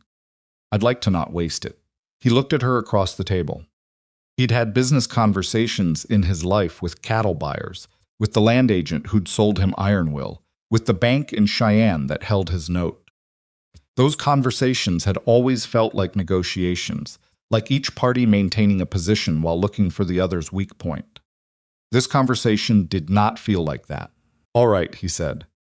I'll talk to Peterson and Harker. And Britton, she said. The young couple from last night. They're trying to get a new operation going. They haven't had time to get into bad habits with the middlemen yet. Rourke thought about the young man who'd been staring out the window at the storm-buried landscape with that calculating expression. I'll write out to them this week, he said. Maribel nodded and made 3 more notes in her book. December arrived the way December arrives in Wyoming territory, not as a slow transition from November, but as a declaration, a commitment, the sky making clear that it has decided something and will not be talked out of it for months. The cold set in properly. The creek froze. Toby, who had been conducting his ongoing relationship with the horses from outside the barn door, graduated to inside the barn under Rourke's supervision, and within a week had developed a particular attachment to a bay mare named Fern, who was old enough and patient enough to tolerate 4-year-old enthusiasm with the equine equivalent of resigned affection. Willa was in school 4 days a week now, riding into Bracken Hollow on a small roan that Rourke had taught her to tack up herself. She'd learned it in 2 sessions, which was faster than most adults, and had asked precise, practical questions throughout, not the questions of a child performing interest, but the questions of a person who wants to know the actual mechanics of a thing so they can do it correctly without supervision. Miss Colburn sent another note, this one longer. Willa was ahead of her class in reading and history and behind in mathematics, which Miss Colburn was addressing directly, and which Willa apparently was not finding entirely to her liking. I understand what she's doing, Willa said. At dinner the evening the note came. I just don't see why it needs to take so long. Because you missed months of school while you were running a household, Maribel said. That's not a character flaw, Willa. It's just a gap that needs filling. I know that. I just find it slow. Welcome to most of learning, Rourke said. He was cutting his bread and not looking up. Most of it is slow and most of it is necessary. Willa looked at him. Did you like school? Not particularly. Did you go? Until I was 12. Then my father's operation needed hands, and that was the end of school. Did you mind? He considered it honestly. At the time, no. Later, yes. Took me years to learn things I would have had faster if I'd stayed. He looked at her. Don't rush the slow parts. You'll want what they give you. Willa chewed her bread and thought about this. Toby said, Fern let me touch her ear today. That's a significant development, Rourke said seriously. Toby nodded with the gravity of someone reporting important news. Maribel laughed. It was becoming a sound Rourke had stopped bracing for and started expecting, which was its own kind of change. Rourke rode out to the neighboring operations over the course of 2 weeks in early December, and the conversations he had were difficult in the specific way of conversations that require men to admit they've been losing money without knowing it. The Petersons' husband and wife, both in their 40s, a solid operation that had survived 15 years, were the hardest. Walt Peterson sat across from Rourke at his kitchen table and listened to the numbers and went very still and then said, You're telling me I've been taking 10% below market for going on 4 years. Thereabouts, Rourke said. And you're telling me this because someone did the math and thought you should know. Who? Maribel Fenwick. She's staying at Ironwill. He paused. Widow woman, 2 children. Came to the ranch sick in November. She's been through my books, and she's sharp. Walt Peterson looked at his wife, Clara, who was standing near the stove, and had been listening with the expression of someone adding up numbers in her head simultaneously. "How sharp?" Clara said. "Sharp enough that Ed Calloway rode back to help with my fencing, after she talked to his wife for an hour over breakfast," Rourke said. Clara and Walt looked at each other with the particular married silence of two people communicating something in a language they've built over 15 years. "What does she propose?" Clara said. Rourke laid it out the way Maribel had laid it out for him 3 or 4 operations, combined lot, direct negotiation with buyers in Cheyenne or Laramie, cut the middlemen entirely. The Petersons asked good questions. Rourke answered the ones he could and said plainly he didn't know for the rest. "I'd want to talk to her directly," Clara said. "She'd want that too," Rourke said. The Brittons were easier. Frank Britton was 26 years old and building his operation from almost nothing, which meant he had no entrenched habits to overcome and a strong motivation to listen to anything that improved his position. He said yes before Rourke had finished explaining, then corrected himself and said he'd want his wife's opinion. And then his wife appeared in the doorway and said she'd heard most of it through the wall, and yes. Harker, the sheepman, was a case unto himself. He met Rourke at his property line, no invitation inside, not because he was unfriendly, but because he operated under a principle that conversations held outdoors concluded faster and more honestly than those held in chairs. He listened to the wool equivalent of Maribel's proposal, with his arms crossed and his face doing nothing identifiable. When Rourke finished, Harker said, "Walked through that blizzard to get to your ranch." "I know," Rourke said, 3 miles in that, I know. "I walked it because your place was the closest light." Harker looked at him steadily. "Closest light means something. Doesn't mean I'll do business with every cowboy who opens his door." "Fair," Rourke said. "But it means I'll listen to the idea properly." He uncrossed his arms. "Send your widow woman to me directly. I don't make decisions through intermediaries." Rourke almost said she's not my widow woman, and then understood that saying so would waste both their time. "I'll let her know," he said. It was the conversation Rourke had with Maribel that evening that started the next thing, the harder thing, the thing that had been building since the night she'd asked him who he'd lost and he'd told her about Lenora and Calder. He came back from Harker's in the late afternoon and found the house quieter than expected. Willa was at the table with her mathematics, her face set in the particular frown she wore when she was working through something she didn't yet find intuitive. Toby was asleep in his room. The fever had been fully gone for weeks, but afternoon naps were still part of his schedule, and he accepted them with surprisingly little resistance for a 4-year-old, probably because mornings with Fern were energetically demanding. Maribel was on the porch. This was new. She'd been inside mostly, because the cold was not good for her lungs and she knew it, but the afternoon had turned briefly.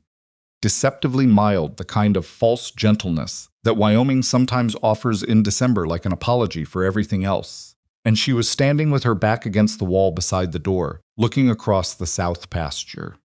She had a coat on, and her hands wrapped around a cup of coffee that was probably not hot anymore. Rourke stopped in the doorway.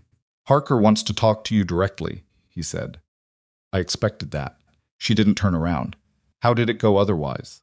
"Callaways are in. Petersons want to meet you, then they'll decide." "Brittons are in. Good." She was quiet for a moment. "That's 4 operations plus Iron Will. If Harker joins the wool side, it's a meaningful coalition." "That's what you wanted?" "It's what I calculated we'd need." She paused. "What I wanted and what I calculated are occasionally different things." He came out onto the porch and stood beside her. The cold hit immediately after the kitchen warmth, but it wasn't the brutal cold of the storm. It was the clean, dry cold of a clear December afternoon, the kind you could stand in if you were dressed for it. They both looked at the pasture. "You're thinking about spring," he said. "I'm always thinking about spring." She turned her cup in her hands. "I'm also thinking about what this is. What we're doing here." She glanced at him sideways. "You should know that. Tell me what you think it is." She considered the question seriously, the way she considered most things, not rushing past the answer to get to the easier version. "I think it started as rescue," she said. "You rescued us. Or tried to. I was resistant to the framing. You were right to be. Maybe. But then it became something else. When you came back from Harker's just now," she stopped. "You were telling me what happened as if we share it. Not reporting to me, sharing it." She looked at the pasture again. That's different. Rourke didn't say anything. She wasn't wrong. I don't know what to do with that, she said. And then, more quietly, I don't know if I'm allowed to not know. What does that mean? She turned and looked at him fully. James has been gone less than a year, she said. I'm standing on another man's porch thinking about spring cattle sales, like it's partly mine to think about, and I don't have a rule for this. I was never taught what's right here. Rourke looked at her. He had not allowed himself to think clearly about what he felt toward Maribel Fenwick, in the same way he hadn't allowed himself to think clearly about many things. It was easier, and it was also dishonest, and he was a man who, when he finally confronted his own dishonesty, tended to do it without flinching. I'm not going to tell you what's right, he said. I don't know either. I know I haven't looked forward to anything since Lenora died. Winter, spring, the next season, none of it. I just worked through it. Got to the next thing. He paused. That's changed. Maribel looked at him steadily. Rourke, she said. I'm still sick. I know. I'm still figuring out how to be in a place that isn't mine. Still trying to get well enough to make actual decisions about my children's future. I'm not asking you for anything, he said. I'm telling you what I notice. That's different. She held his gaze for a moment. Then she looked back at the pasture. All right, she said. They stood on the porch until the cold became genuinely uncomfortable, and then they went inside. And Willa looked up from her mathematics with the particular attentiveness of a 9-year-old who noticed that the air had changed slightly when 2 adults came through the door. She looked at her mother's face. She looked at Rourke's. Then she looked back at her mathematics and said nothing, and the fact that she said nothing was the loudest thing in the room. The week before the meeting with the neighboring ranchers and Harlan Briggs came back. He came in the middle of the week, mid-morning, which was deliberate mid-morning, was when Rourke was most likely to be in the barn or the pasture, not in the house. Whether Briggs knew this specifically or was simply the kind of man who calculated timing, without announcing that he calculated it, the result was the same. Rourke was 3/4 of a mile away in the east pasture, checking the repaired fence line when Briggs rode up to the house. Willa was at school. Toby was in the barn with Fern, supervised by nobody in particular, because kid 4-year-olds in familiar barns generally supervise themselves reasonably well. Maribel was alone in the house. She heard the horse come into the yard and looked out the window and recognized Briggs, and felt something tighten in her chest that was not fear but was adjacent to it, the defensive alertness of a woman who has dealt with powerful men in unsupervised situations enough times to know that the setting matters. She opened the door before he knocked. Briggs looked faintly surprised. He recovered fast. Mrs. Fenwick, he said. Mr. Briggs. She stayed in the doorway. She didn't invite him in, and she didn't step back to suggest she might. He looked past her into the house, assessing. Danner around? He'll be back shortly. I can wait. What is it you need from him? Briggs shifted his weight. He was the kind of man whose authority was spatial. He used size and proximity the way some men use words. And Maribel, standing in a doorway and not moving, was quietly removing that tool from him. I heard things, he said, about meetings, ranchers getting together, some kind of arrangement about cattle sales. Who told you that? People talk. He looked at her directly. I have interests in how cattle in this area move to market. I'd like to understand what's being proposed before it goes further. Maribel looked at him. She understood immediately what this was. Briggs was the landlord of 3 properties in Bracken Hollow, which was his known business, but property rental in a frontier town did not support the lifestyle he maintained, which had been a question in the back of her mind since the eviction notice. She'd been through Rourke's account books thoroughly enough to see the pattern of which middlemen bought, at which prices, and at what intervals. She'd done the same mental arithmetic she'd done with everything else, and the answer had come out pointed in a direction she hadn't liked. Mr. Briggs, she said, are you connected to Hennessy trading? Something changed in his face, just briefly, but she caught it. Hennessy Trading was one of the 2 middlemen who bought Rourke's cattle, and the Callaways, and, she suspected now, half the operations in the area. That's not relevant to... It's relevant to everything, she said. Her voice was even. Not confrontational, not warm. Simply accurate. Because if you have an interest in Hennessy Trading, Then you have an interest in small ranches in this area, not organizing, not negotiating directly, and not understanding that they've been taking below market prices for years. She paused. Which would explain why you're here. Briggs stared at her. You're a sick woman living on charity, he said. His voice had gone flat. I'm a woman who manages accounts, she said, and the accounts tell a story. She held his gaze. You should go, Mr. Briggs. Mr. Danner will hear you came, and if you have legitimate business, he'll come to you.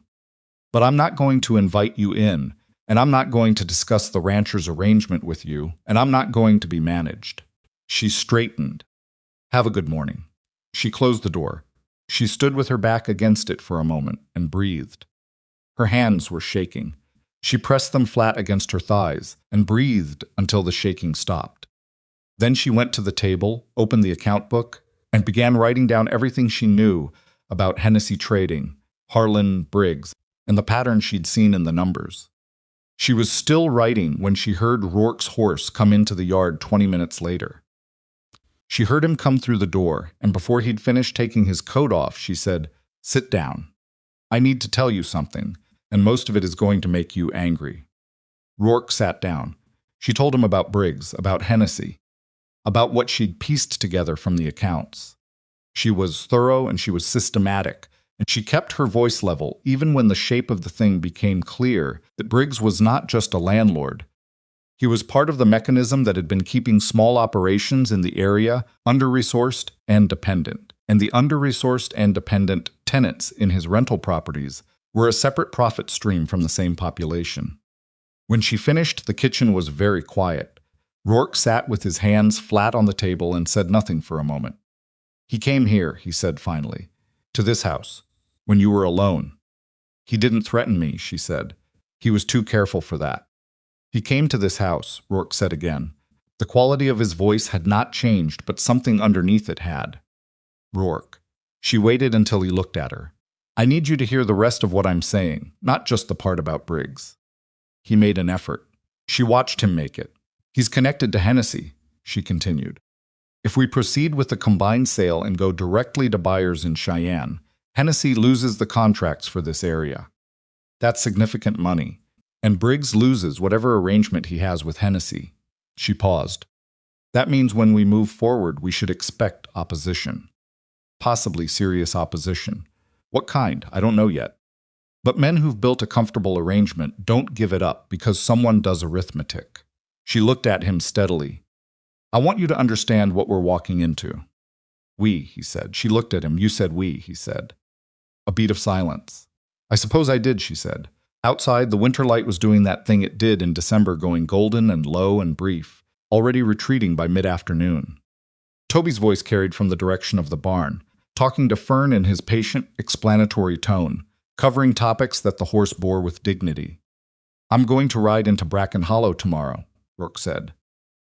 I'm going to ask some questions about Hennessy Trading's ownership structure. Ed Calloway has a friend at the land registry office. Good, Maribel said. And I'm going to write to the Cheyenne buyers directly. We should know what price they'll offer before the meeting with the other ranchers, so we walk in with actual numbers. You know who to write to? I looked at the circulars. She pulled 3 folded pages from inside the account book. 2 firms with solid reputations and no local middleman contracts I can find. One of them is actively looking to expand their territorial sourcing. Rourke looked at the pages. He looked at her. You did all this today, he said. I had a motivated morning, she said. Briggs will do that. Despite everything. Despite the anger that was still sitting in his chest about Briggs coming to his house and standing in his yard and looking at Maribel through the doorway. With that flat, assessing expression, Rourke felt something shift. Something that was partly admiration and partly something less categorizable. After the meeting, he said carefully, after we've got the arrangement established and the Briggs situation understood, he stopped.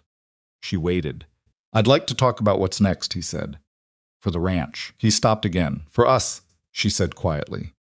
The words sat between them on the kitchen table, next to the account books and the folded circulars and the notes she'd taken all morning. Neither of them picked it up, but neither of them moved it away. And when Willa came through the door 20 minutes later, cold from the ride home and already talking about something Miss Colburn had said about the mathematics of land surveying that had finally made the subject make sense to her. She found her mother and Rourke Danner sitting on opposite sides of the kitchen table, with a comfortable silence between them that felt, to a 9-year-old who had been paying close attention since October, like the beginning of something permanent. She hung up her coat. She sat down at the table. She opened her mathematics book. And she didn't say a word about any of it, because some things you know to let come in their own time. Rourke rode into Bracken Hollow the next morning before the light had fully settled, which meant the town was still in half its aspect, where the smoke from chimneys was just starting, and the horses at the livery hadn't been fed yet, and the only people on the main street were the ones whose work required them to be there before anyone else. He went to the land registry office first, which didn't open until 8, so he tied Cutter at the post outside and waited on the bench with his collar up against the cold and his mind running through what Maribel had told him the previous evening. The Hennessy connection, the pattern in the accounts, the way Briggs had calculated his visit for a time when Rourke would be in the field. That last part kept coming back. A man who times his visit to a woman's door for when her husband caught himself on that word and held it for a moment before setting it aside when the man of the property is away is a man who believes the woman is manageable in ways the man is not. It was a calculation, deliberate and revealing. The registry office opened at 8 and the clerk, a thin young man named Alcott, who wore his spectacles on the very end of his nose as though they'd been placed there by someone else, and he was waiting for permission to move them, looked up when Rourke came in. Hennessy Trading, Rourke said. I need to know who holds the ownership registration. Alcott blinked. That's a trading company. You'd want commercial registration, not land. I know. Ed Calloway said you had access to the territorial commercial filings. Said you'd helped him with a question about a supplier 2 years back. Alcott seemed to do a quick calculation about whether confirming or denying this served him better. It would take some time, he said. I'll wait. It took 40 minutes. Rourke sat on the bench near the window and watched the main street come properly alive. The general store opening, a wagon making deliveries, 2 women stopping to talk outside the milliner's with the steam of their breath rising between them. Bracken Hollow was not a large town, but it was a functioning one, and watching it from this angle, through the registry window, he thought about what Maribel had said about small operations being kept under-resourced on purpose, and how a town full of under-resourced people was a very good environment for a man with 2 revenue streams to operate in. Alcott returned with a thin folder. Hennessy Trading, registered in Laramie, 1879, he read. Primary owner of record, one Gerald Hennessy, deceased 82. Secondary owner, listed as silent partner, transferred to current registration 82, he paused. Looked up at Rourke over his spectacles, Harlan Briggs. Rourke looked at him. 40% stake, Alcott said. Silent, not listed in the trading company's public materials. No, Rourke said. He wouldn't be. He thanked Alcott and went to find Ed Calloway. Calloway was at the feed depot, which was where Calloway conducted most of his informal business, because the feed depot was the one place in Bracken Hollow where men with livestock operations came through reliably and without needing a reason. Rourke found him in the back section near the grain bins, debating the price of oats with the depot owner with the half-serious, half-theatrical quality of a negotiation that both parties had been conducting in this exact spot for a decade. Rourke waited until the oats question resolved itself, and then said, Briggs owns 40% of Hennessy Trading. Calloway went very still. The depot owner suddenly found something to do at the far end of the building. Silent partner? Calloway said. Since 82. Calloway took his hat off and looked at it. It was a habit Rourke had noticed in men of Calloway's generation. They took their hats off when they needed a moment to think, as if the hat was the barrier between thought and action, and removing it meant you were choosing thought. That's 4 years, Calloway said. 4 years he's been every time Hennessy's men came through, every cattle sale, the whole time. He was collecting on it, Rourke said.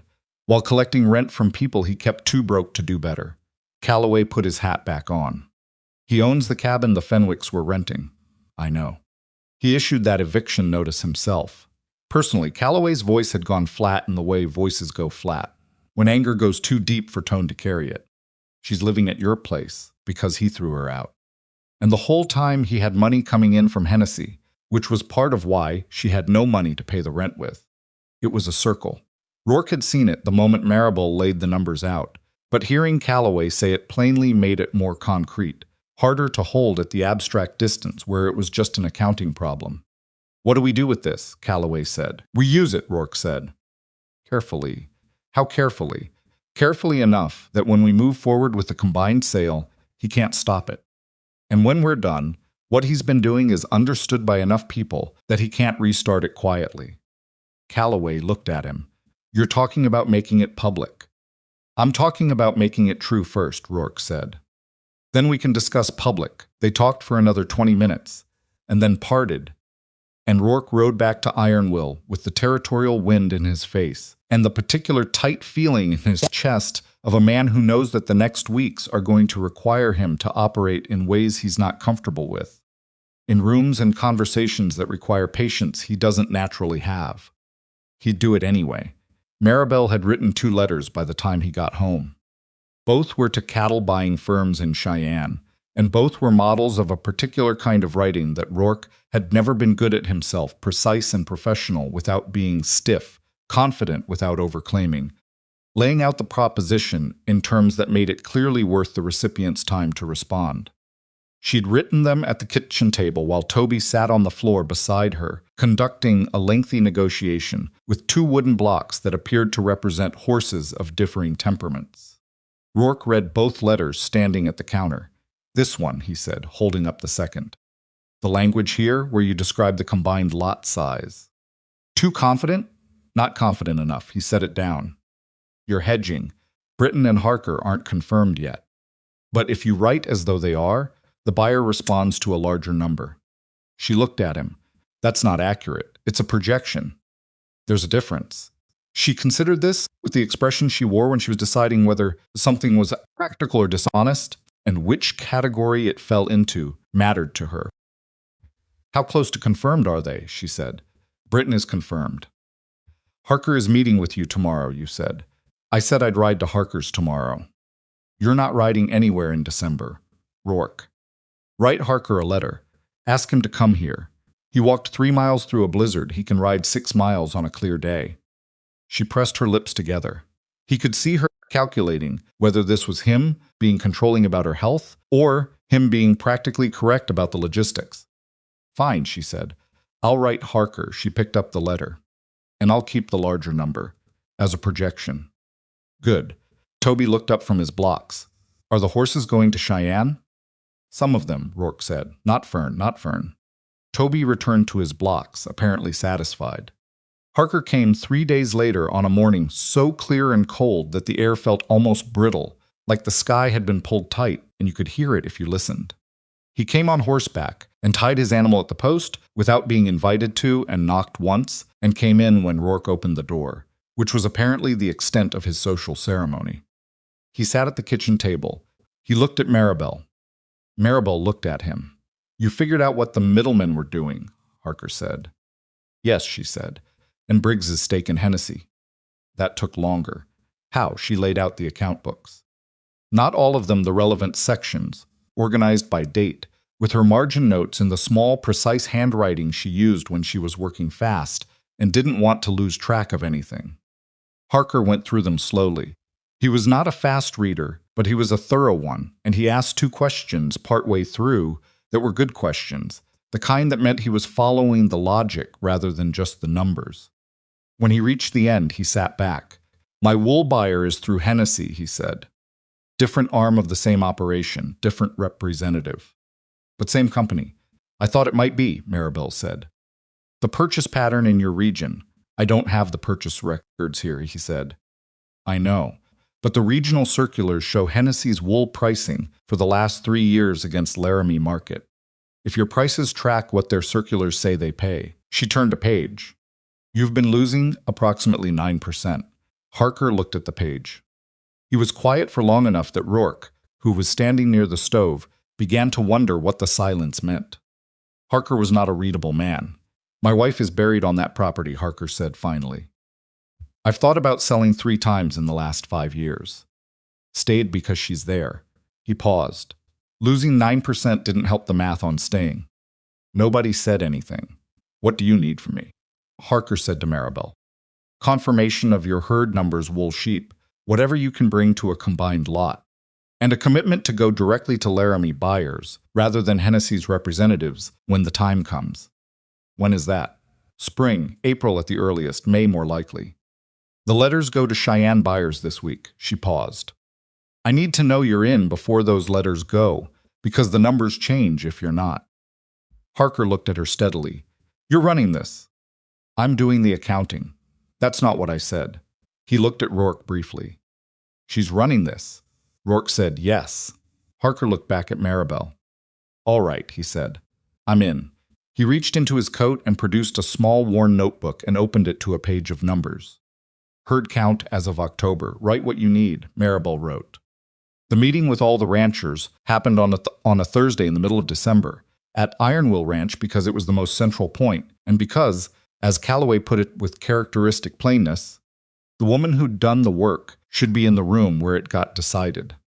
They came through the morning cold, the Calloways, the Petersons, the Brittons, Harker, and filled the kitchen and the front room, which had never held that many people outside of the storm night. Margaret Calloway brought a pie, which felt like a statement of some kind, and Clara Peterson brought a loaf of bread, which felt like a second statement. And Maribel put both on the kitchen counter and thanked them with the slightly overwhelmed quality of a woman who had been operating in survival mode for so long that gestures of ordinary generosity still required a moment to process. Willa was at school. Toby was in the barn because Rourke had suggested it, and Maribel had agreed that a 4-year-old in a business meeting was a complication nobody needed.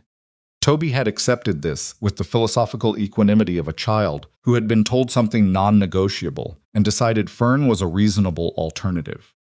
Rourke started the meeting because it was his house, and starting it fell to him, but he kept it brief. Maribel is going to walk through the numbers, he said. Listen to all of it before you respond. She'll answer questions after. He sat down. Maribel stood at the table. She'd organized the relevant pages from the account books in order, with the regional pricing circulars beside them, and she talked for 30 minutes without nervousness and without apology, which was its own kind of impressive, given that she was speaking to 5 established operations about their own financial histories in front of each other. She was not unkind about it. She presented it as a systemic problem, not individual failures, because that was what it actually was. When she finished, the room was quiet for a moment. Walt Peterson said, "This is solid. How far back did you verify the pricing?" 3 years on the circulars. For Ironwill's specific accounts, 4 years. And Briggs. She looked at him steadily. 40% silent stake in Hennessy Trading, registered in Laramie, transferred to his name in '82. Clara Peterson said, "He sits on the Bracken Hollow Merchant Board." "I know," Maribel said. "He's been on that board since '79. He has a vote on which businesses get licensed in town." The weight of that settled on the room in stages as people worked out the implications. Frank Britton, who was 26 and had the directness of someone who hadn't yet learned to soften hard realizations into polite language, said, "He controls who can compete with Hennessy." Or rather, Maribel said, "He creates conditions where it doesn't occur to people to try." Margaret Calloway said, "The Fenwicks. The cabin they were in the evictions." "Briggs owns that property," Maribel confirmed. "Yes." Margaret looked at her husband. Ed Calloway's face had the quality of a man who has moved past anger into something colder and more deliberate. "What do we do about that?" Walt Peterson said. "We do the business first," Rourke said. "We establish the direct sale relationship with the Cheyenne buyers. We get the combined lot organized for spring. Once that's done, Hennessy's contracts in this area are finished, and Briggs's stake is worth considerably less." He paused. "Then we decide what to do about Briggs specifically." "You're saying we deal with the money before we deal with the man," Calloway said. "I'm saying if we deal with the man first, he can use the money to fight back. If we deal with the money first, he has less to fight with." Calloway nodded slowly. The conversation that followed was not smooth. It was 5 independent operations with 5 different sets of priorities, and 5 different levels of comfort with risk. And getting agreement out of that was not a matter of presenting good numbers and waiting for people to say yes. Walt Peterson had concerns about the timeline. Frank Britton had questions about what happened if the Cheyenne buyers negotiated lower than expected and whether they were committed to the arrangement or could walk. Harker wanted clarity on the wool side, being treated as a parallel structure, not subordinate to the cattle operation. Maribel answered every question. Not always with perfect answers, because some of the questions didn't have perfect answers, they had honest ones, which were sometimes less comfortable. She told Peterson that the timeline depended on the buyer response, and she'd know more in 3 weeks. She told Britton that any direct relationship with buyers carried negotiation risk, and the alternative was continuing with Hennessy, and he could weigh those against each other. She told Harker that the wool arrangement was structurally separate, and she drafted a different letter for the Laramie wool buyers accordingly. By the end of 2 hours, they had an agreement. Not a signed document, nobody had proposed that, and nobody needed it, because in a community where everyone knew everyone, and reputations were the primary currency, an agreement made in a kitchen in front of 5 witnesses was more binding than paper. They shook hands around the table. When the Callaways left, Margaret stopped in the doorway and looked at Maribel. "You did good work," she said, simply like a fact. Maribel said, "We all did." Margaret shook her head slightly. "You know the difference," she said, and walked out. The letters to the Cheyenne buyers went out that week, and the waiting began. Waiting was harder for Maribel than almost anything else, because waiting required her to stop moving through a problem and sit with it instead, and sitting with problems was not her natural state. She managed it by finding other problems to move through the household accounts, which were now genuinely complex with the ranch operation included, a commission she'd taken from Clara Peterson for winter clothing for 4 children, the ongoing mathematics coaching she'd started giving Willa in the evenings, which had the additional benefit of keeping both of them occupied. Willa was improving fast. The thing about Willa and mathematics was that once she understood why something worked, she moved through it with efficiency. It was the rote stage, the repetition before the understanding, that made her impatient. Maribel had figured this out in the second session and restructured her approach accordingly, explaining the principle before the method, which was backwards from how Miss Colburn taught it, and which produced immediate results. "Miss Colburn is going to be confused about why I suddenly understand fractions," Willa said one evening. "Tell her you practiced," Maribel said. "That's not untrue," Willa said. No. They worked in comfortable silence for a while. The fire crackled. From the other room came the sound of Rourke talking to Toby about something low, even, patient, and Toby's voice responding with a question that led to another question that led to another. Because 4-year-olds treat conversation as a renewable resource with no natural limit. Willa looked up from her work. "Mama," she said. "Are we staying?" Maribel looked at her daughter. "What do you mean by staying?" she said carefully. "I mean here, at Ironwill." Willa held her pencil still. "For a long time. Not just until you're better." Maribel thought about what to say. She'd been thinking about versions of this answer for weeks, because she'd known the question was coming, and she still hadn't found the version that was both honest and sufficiently careful. "I think so," she said. "I don't know exactly what that looks like yet." "Does Rourke want us to?" "Yes." "And you want to be here?" "Willa, I'm not asking to be difficult," Willa said. She was serious, the particular seriousness of a child who has had to be practical about adult matters for so long that they've developed an adult's directness about them. "I like it here. I like school, and I like Fern, and Toby is happy. The happiest I've seen him since Papa." She paused. "I just want to know if we're planning for it or just happening into it." Maribel looked at her daughter for a long moment. "Planning," she said. "We're planning for it." Willa nodded and looked back at her fractions, apparently satisfied, and Maribel sat with the weight of having said that out loud to her 9-year-old before she'd fully said it to herself, and decided the weight was not unmanageable. The first response from Cheyenne came 18 days after the letters went out. It was from a firm called Aldgate & Sons, which Maribel had put first on the list because their circular showed the most consistent pricing, and their reputation, from what she'd been able to determine through Rourke's contacts in the territory, was solid. Letter was professional and specific. They were interested. They wanted to understand the combined lot size. They proposed a meeting in Cheyenne in February to discuss terms. Maribel read it 3 times. Then she gave it to Rourke without speaking. He read it, set it on the table, looked at her. February, he said. It's not far.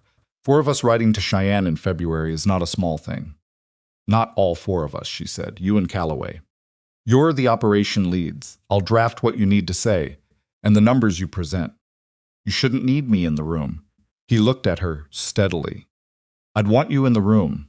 I'd want to be there, she said.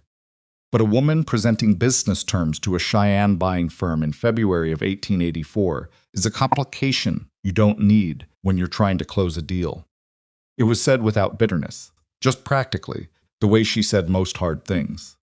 And it was true, which was the part that sat badly. That's wrong, he said. Yes, she said, it's also accurate. He picked up the letter again. I'll go, he said. And I'll carry every number you give me and say everything you write for me to say. And when we get back with a signed agreement, the name on the arrangement is Rourke Danner Consolidated, because that's what it actually is. She looked at him. You don't have to, it's accurate, he said, echoing her own word back at her. Something in her face shifted. Not the surface of it, the thing underneath, the part she kept managed. All right, she said. January was the month. Everything got harder before it got better. Briggs made his move on the 12th of the month. He didn't come to the ranch again. He was smarter than that, and Maribel's reception the previous time had apparently recalibrated his approach. Instead, he went to the merchant board in Bracken Hollow and filed a grievance against Ironwill Ranch for what he described as predatory solicitation of established business relationships in the area, which was a creative description of what was actually happening, and which, because Briggs had a vote on that board, got a formal hearing scheduled. Rourke heard about it from the Bracken Hollow postmaster, who was not on the merchant board, but knew everyone who was and had opinions about all of them. He came home and told Maribel. She was quiet for a moment. A merchant board hearing, she said. In 3 weeks. She thought. Who sits on the board? 5 members. Briggs, the mill owner, the proprietor of the saloon, alderman from the general store, and a rancher named Fowles, who has the property east of the Peterson spread. Do you know Fowles? Not well, Alderman? She sat up straighter. I've bought from Alderman's store since before we moved to the ranch. He's a fair man. He might not vote against Briggs on the board. No, she said. But fair men who know what's actually happening sometimes do the right thing when they understand the full picture. She was already reaching for paper. I need to write something. Maribel, a letter to Alderman. Not to Alderman. To the hearing itself. She looked at Rourke. A merchant board hearing is a formal proceeding. We have the right to submit documentation.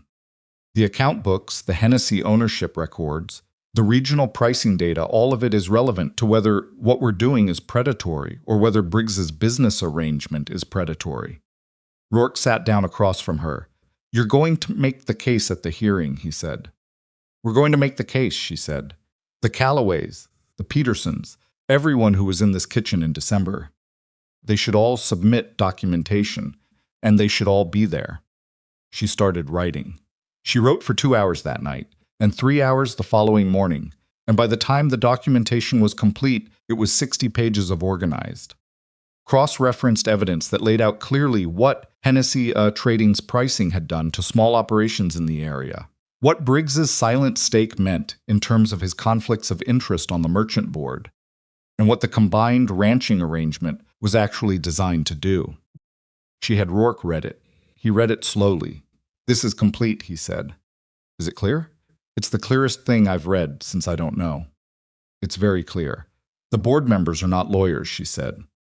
They're businessmen. It needs to be clear. She sent copies to the Calloways, the Petersons, the Britons.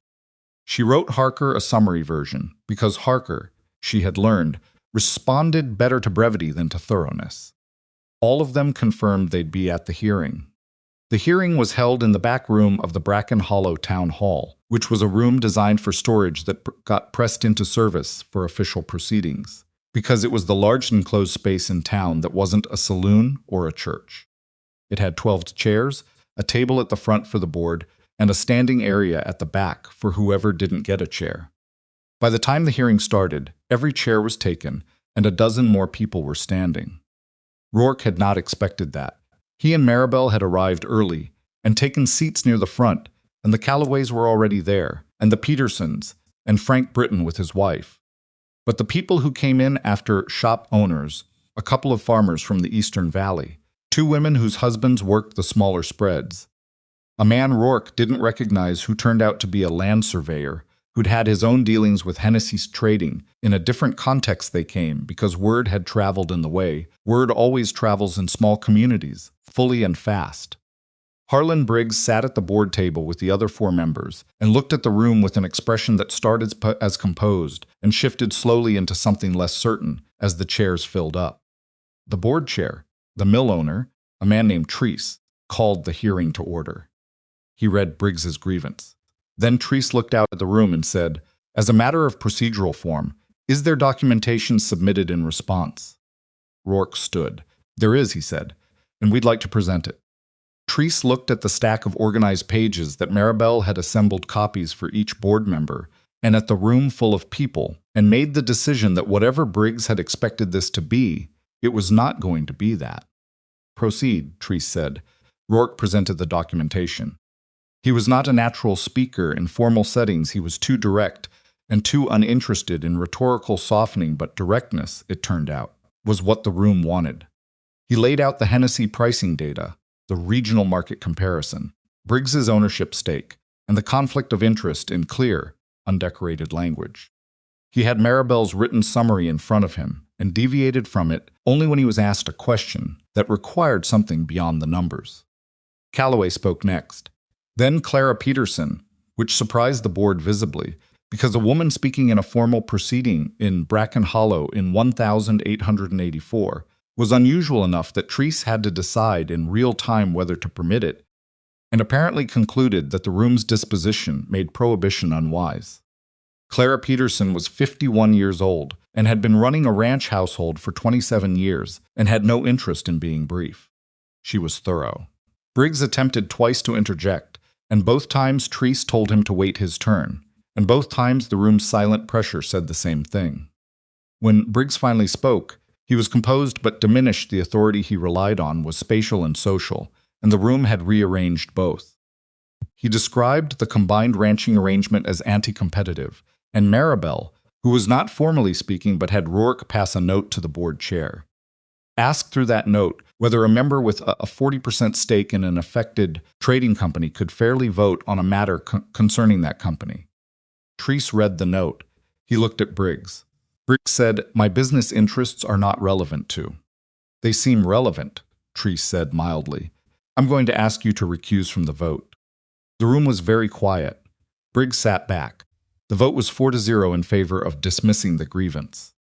Outside the town hall, in the cold January air, the people who'd come to the hearing gathered in the loose, purposeful way of people who have done something together and are not quite ready to disperse back into their separate lives. Rourke stood with Calloway and the Petersons and the Brittons, and the conversation was the kind that happens after something resolves not triumph exactly, more like the exhale after something held too long. Maribel was talking to Margaret Calloway and Claire Peterson. She was still in her coat, which she hadn't taken off, because she'd spent the hearing calculating drafts and airflow the way she calculated everything, and she had color in her face from the cold and from the proceeding, and she was not smiling. Not exactly. Maribel Fenwick's face didn't default to smiling, which Rourke had come to understand was not unfriendliness but economy. She used expressions the way she used words, only where they were needed, but there was something in the way she stood that was different from November.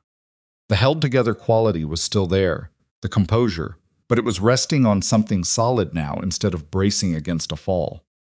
Alderman appeared at Rourke's elbow. "Good presentation," he said. He was a short man in his 60s, with the straightforward manner of someone who has run a general store long enough to have developed strong opinions about honesty in business. "I want you to know I would have voted the same if Treese had made Briggs recuse from the start." "I appreciate that," Rourke said. "The Fenwicks rented from Briggs," Alderman said. "I sold to her on credit twice last fall before she got too sick to come in." She always paid back what she owed. He paused. A woman like that doesn't deserve what she got handed. No, Rourke said, she doesn't. Alderman looked across the gathering at Maribel. She planning to stay in the area? Yes, Rourke said. Alderman nodded, apparently satisfied with this as a complete answer, and walked back toward his store. Willa appeared at Rourke's side. He hadn't known she was there. She'd come from school. He'd forgotten what day it was, and she'd apparently arrived at the hearing in time for the back half of it. She was in her school coat with her satchel over one shoulder and her cheeks red from the cold, and she was looking at her mother across the gathered people. She did it, Willa said. She did, Rourke said. Briggs looked. Willa considered the right word. Smaller. At the end. People usually do when the thing they've been counting on turns out to be what it actually is, Rourke said. Willa thought about this. Is it over, she said with Briggs. Is it done? Rourke considered the honest answer. The hearing is done. Hensey's business in this area is going to be done, come spring. Whether Briggs accepts that quietly or tries something else, he paused. I don't know. But we'd be ready. We'd be ready, he said. Willa looked at him. We, she said. The same word he'd said to her mother in the kitchen, but with 9-year-old precision.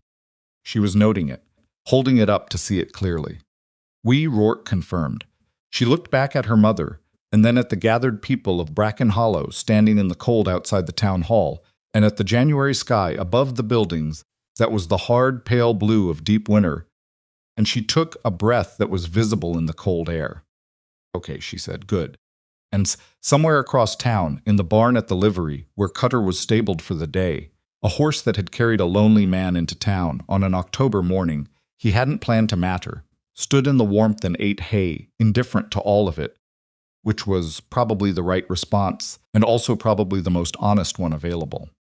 February came and went, and Rourke and Calloway came back from Cheyenne with a signed agreement from Aldgate and Sons. The terms were better than Maribel had projected in the conservative column of her calculations, slightly under the optimations, and slightly under the optimistic one, which she told Rourke was exactly where you wanted to land. It meant the projection had been honest. The agreed price per head was 11% above what Hennessy had been paying. Harker's wool arrangement, negotiated separately with a Laramie firm through letters Maribel had drafted, came in at 8% above his previous rate. Neither number was extraordinary. Together, across 5 operations, they were significant enough that Walt Peterson sat down when Rourke told him, and didn't stand back up for a full minute. Briggs made no further moves. Whether he'd accepted the loss or was simply recalculating, nobody knew. What became clear over the following weeks was that Hennessy Trading's representatives stopped coming through the area, which meant the arrangement was understood and the territory had been conceded. Briggs remained on the merchant board and remained the landlord of 3 Bracken Hollow properties, and Rourke did not expect him to disappear or reform, because men like Briggs don't disappear and don't reform, they redirect. But the specific mechanism he'd been running, the one that had kept small operations under-resourced and dependent, and had put an eviction notice on a sick woman's floor, that mechanism was broken. It was enough. It was what they'd been able to do, and Maribel, who had no patience for pretending incomplete victories were complete, said it plainly one evening at the kitchen table. We didn't fix everything. We fixed what we could reach. Is that enough? Rourke asked. She thought about it. It has to be, she said, and it's more than nothing, which is more than it was. Spring came slowly, the way Wyoming spring always does, not arriving so much as gradually becoming undeniable, the freeze releasing by inches, the light lasting a little longer each day, until one morning you walk outside and realize the cold has stopped trying to get inside your coat. Maribel's cough disappeared sometime in March. She didn't mark the day because she didn't know which day it was. One morning she simply realized she'd woken up and the familiar catch in her chest wasn't there. And she stood in the kitchen doorway and breathed the cold morning air deliberately, testing it, and it came in clean. She didn't tell anyone immediately. She stood there with the morning quiet around her and breathed, and the absence of the cough felt like something she needed to hold privately for a moment before sharing it. The way you hold good news just briefly, to make sure it's real before you say it out loud. Then Toby appeared at her elbow, already dressed, and already talking about Fern, and she looked down at her son, healthy, solid, loud. absolutely certain about his opinions regarding horses, and she put her hand on top of his head, and he looked up at her, and she said, "I'm better, baby." Toby considered this. "All the way better? I think so." "Yes." "Good," he said. "Can we go see Fern?" She laughed. Fully, without the catch. "Yes," she said, "we can go see Fern." She told Rourke that evening, and he said nothing for a moment, and then he said, "I know." "I could hear it. You could hear the cough was gone?" "I could hear it wasn't there," he said. "This morning. I noticed."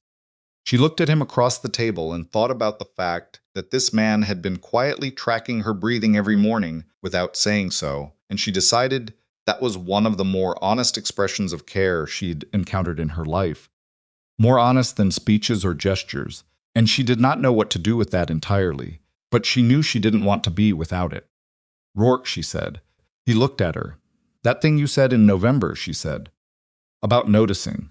About not asking for anything. Just telling me what you noticed." "I remember. I've been thinking about it since November." She kept her hands flat on the table. She was not a woman who looked away from things that mattered. "I noticed things, too. About you. About what this place has become." She paused. "I don't want to be somewhere else." He was quiet. "I don't want my children to be somewhere else," she continued. "And I don't want—" She stopped. Started again more carefully.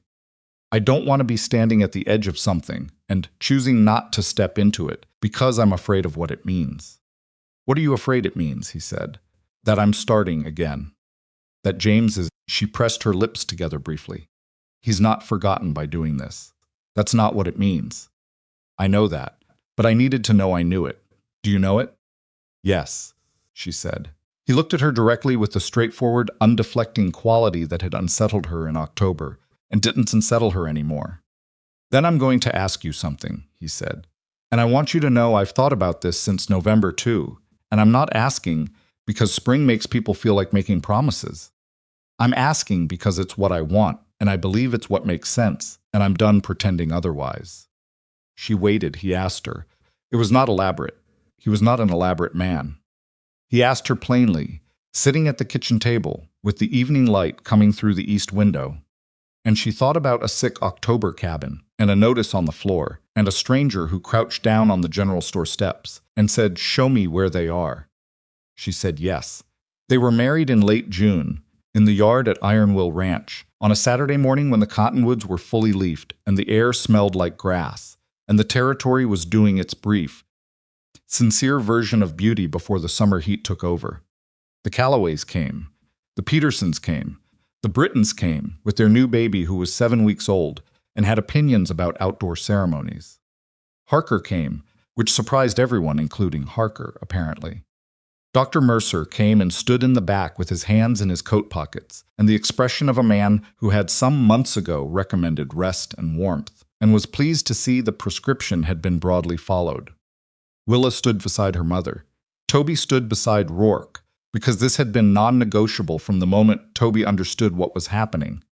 And he held the occasion with the seriousness of a 4-year-old who knows he has an important role and is determined to execute it correctly, which mostly meant standing still, which he managed for approximately 60% of the ceremony before Fern became audible from the barn and his attention briefly fractured. Rourke didn't mind. After, when the food was out and the yard was full of people talking, and someone had produced a fiddle from somewhere, Rourke stood at the edge of the gathering for a moment and looked at the people, the ranch, the cottonwoods, the specific quality of June light on the grass, and felt the particular weight of a life that had been empty for a long time and now was not. He was not a man who believed in clean endings or perfect outcomes, because he'd lived enough to know that clean endings are stories people tell after the fact, and real life doesn't resolve so much as continue under different conditions. There would be hard winters ahead. The Aldgate arrangement would have problems he couldn't predict. Willa would grow into someone who challenged him, as smart children do. Toby would probably break something expensive in the near future. Maribel would have days when the grief for James surfaced unexpectedly, because grief doesn't follow schedules, and he would have days when Lenora and Calder felt very close. And those days would require them to know how to hold each other's losses without dropping their own. He knew all of that. He stood at the edge of his yard and knew it, and it didn't diminish anything. Willa appeared beside him. She was in the dress Maribel had made her, which was blue, and her hair was brushed and her boots were clean, and she looked at the gathering with the serious assessment she brought to most things. "Are you happy?" she said. He looked at the question honestly, the way he'd tried to look at most things since October. "Yeah," he said. "I am." She nodded. "Good." They stood together for a moment, the girl who had sat on the general store steps crying quietly while the world walked past, and the man who had almost kept writing. "I was thinking about something," Willa said. "Tell me." "That morning, when you found me." She kept her eyes on the yard. "7 people walked past me. 7, and then you stopped," she paused. "Why did you stop?" "You told Mama it was a bad memory." "What did you mean?" He looked at her. He thought she deserved the real answer. "When my wife and son got sick," he said, "there was a day before I knew how bad it was when someone tried to tell me I should go home. A man on the drive said, 'Rourke, something might be wrong. You should go.' And I didn't listen. I told myself it wasn't that serious. I kept going." He paused. "I've spent 3 years wishing I'd stopped that day. Wishing I'd gotten off the horse." He looked at her sideways. "When I saw you on those steps, I was already trying to keep moving. Same voice, same reasons, and I thought if I ride past this, I am exactly the man I've been ashamed of being." Willa was quiet for a long moment. "You weren't a bad man before," she said. "You just forgot to stop." He looked at her. 9 years old, and she said things that landed like something a person spent years learning. "Yeah," he said. "That's about right." From across the yard, Maribel looked over and found them both, and something in her face shifted in the small private way it did now, when she wasn't performing anything for anyone, just the real version of her, comfortable in its own skin. Rourke had carried something for 3 years that had no good name, not guilt exactly, not grief exactly, but the particular weight of a man who believes he missed his only chance at a life that mattered. He'd managed it by keeping himself useful, and keeping himself moving, and keeping himself far enough from people that losing them again was not a risk he'd have to take. And then a 9-year-old girl sat on a set of steps and cried the quiet kind, and he got off his horse. That was the thing about second chances. They don't announce themselves. They don't arrive looking like what you lost. They arrive looking like what they actually are, different, imperfect, asking something of you, and you either recognize them or you don't. And the only difference between the people who do and the people who don't is whether they're still paying attention. Rourke had almost stopped paying attention entirely. He was glad he hadn't. Toby ran up to them with a piece of cake in each hand, because apparently one piece had seemed insufficient and the solution was obvious. "This one's yours," he told Rourke, holding out the left hand. "I licked the other one already." "Good thinking," Rourke said, taking the unlicked piece. Willa took the other one from Toby's right hand before he could claim that one too. "Hey," Toby said. "You said that one was mine," Willa told him. "I didn't." "You did." Toby looked at both of them with the expression of a person reviewing whether they'd been outmaneuvered and deciding that cake was a finite resource worth defending, then visibly concluded that the occasion required peace, and went back toward the table for a third piece, with the dignity of someone who has made a strategic retreat. Willa ate her cake. Rourke ate his. And at Ironwill Ranch on a June Saturday, with the cottonwoods full and the fiddle going, and Maribel Fenwick Danner laughing at something Margaret Calloway had said, the lonely cowboy who had spent 3 years avoiding, the one thing that could actually reach him, stood in his own yard with a piece of cake and his new daughter, and was, in the imperfect and unguaranteed and completely ordinary way of real things, home.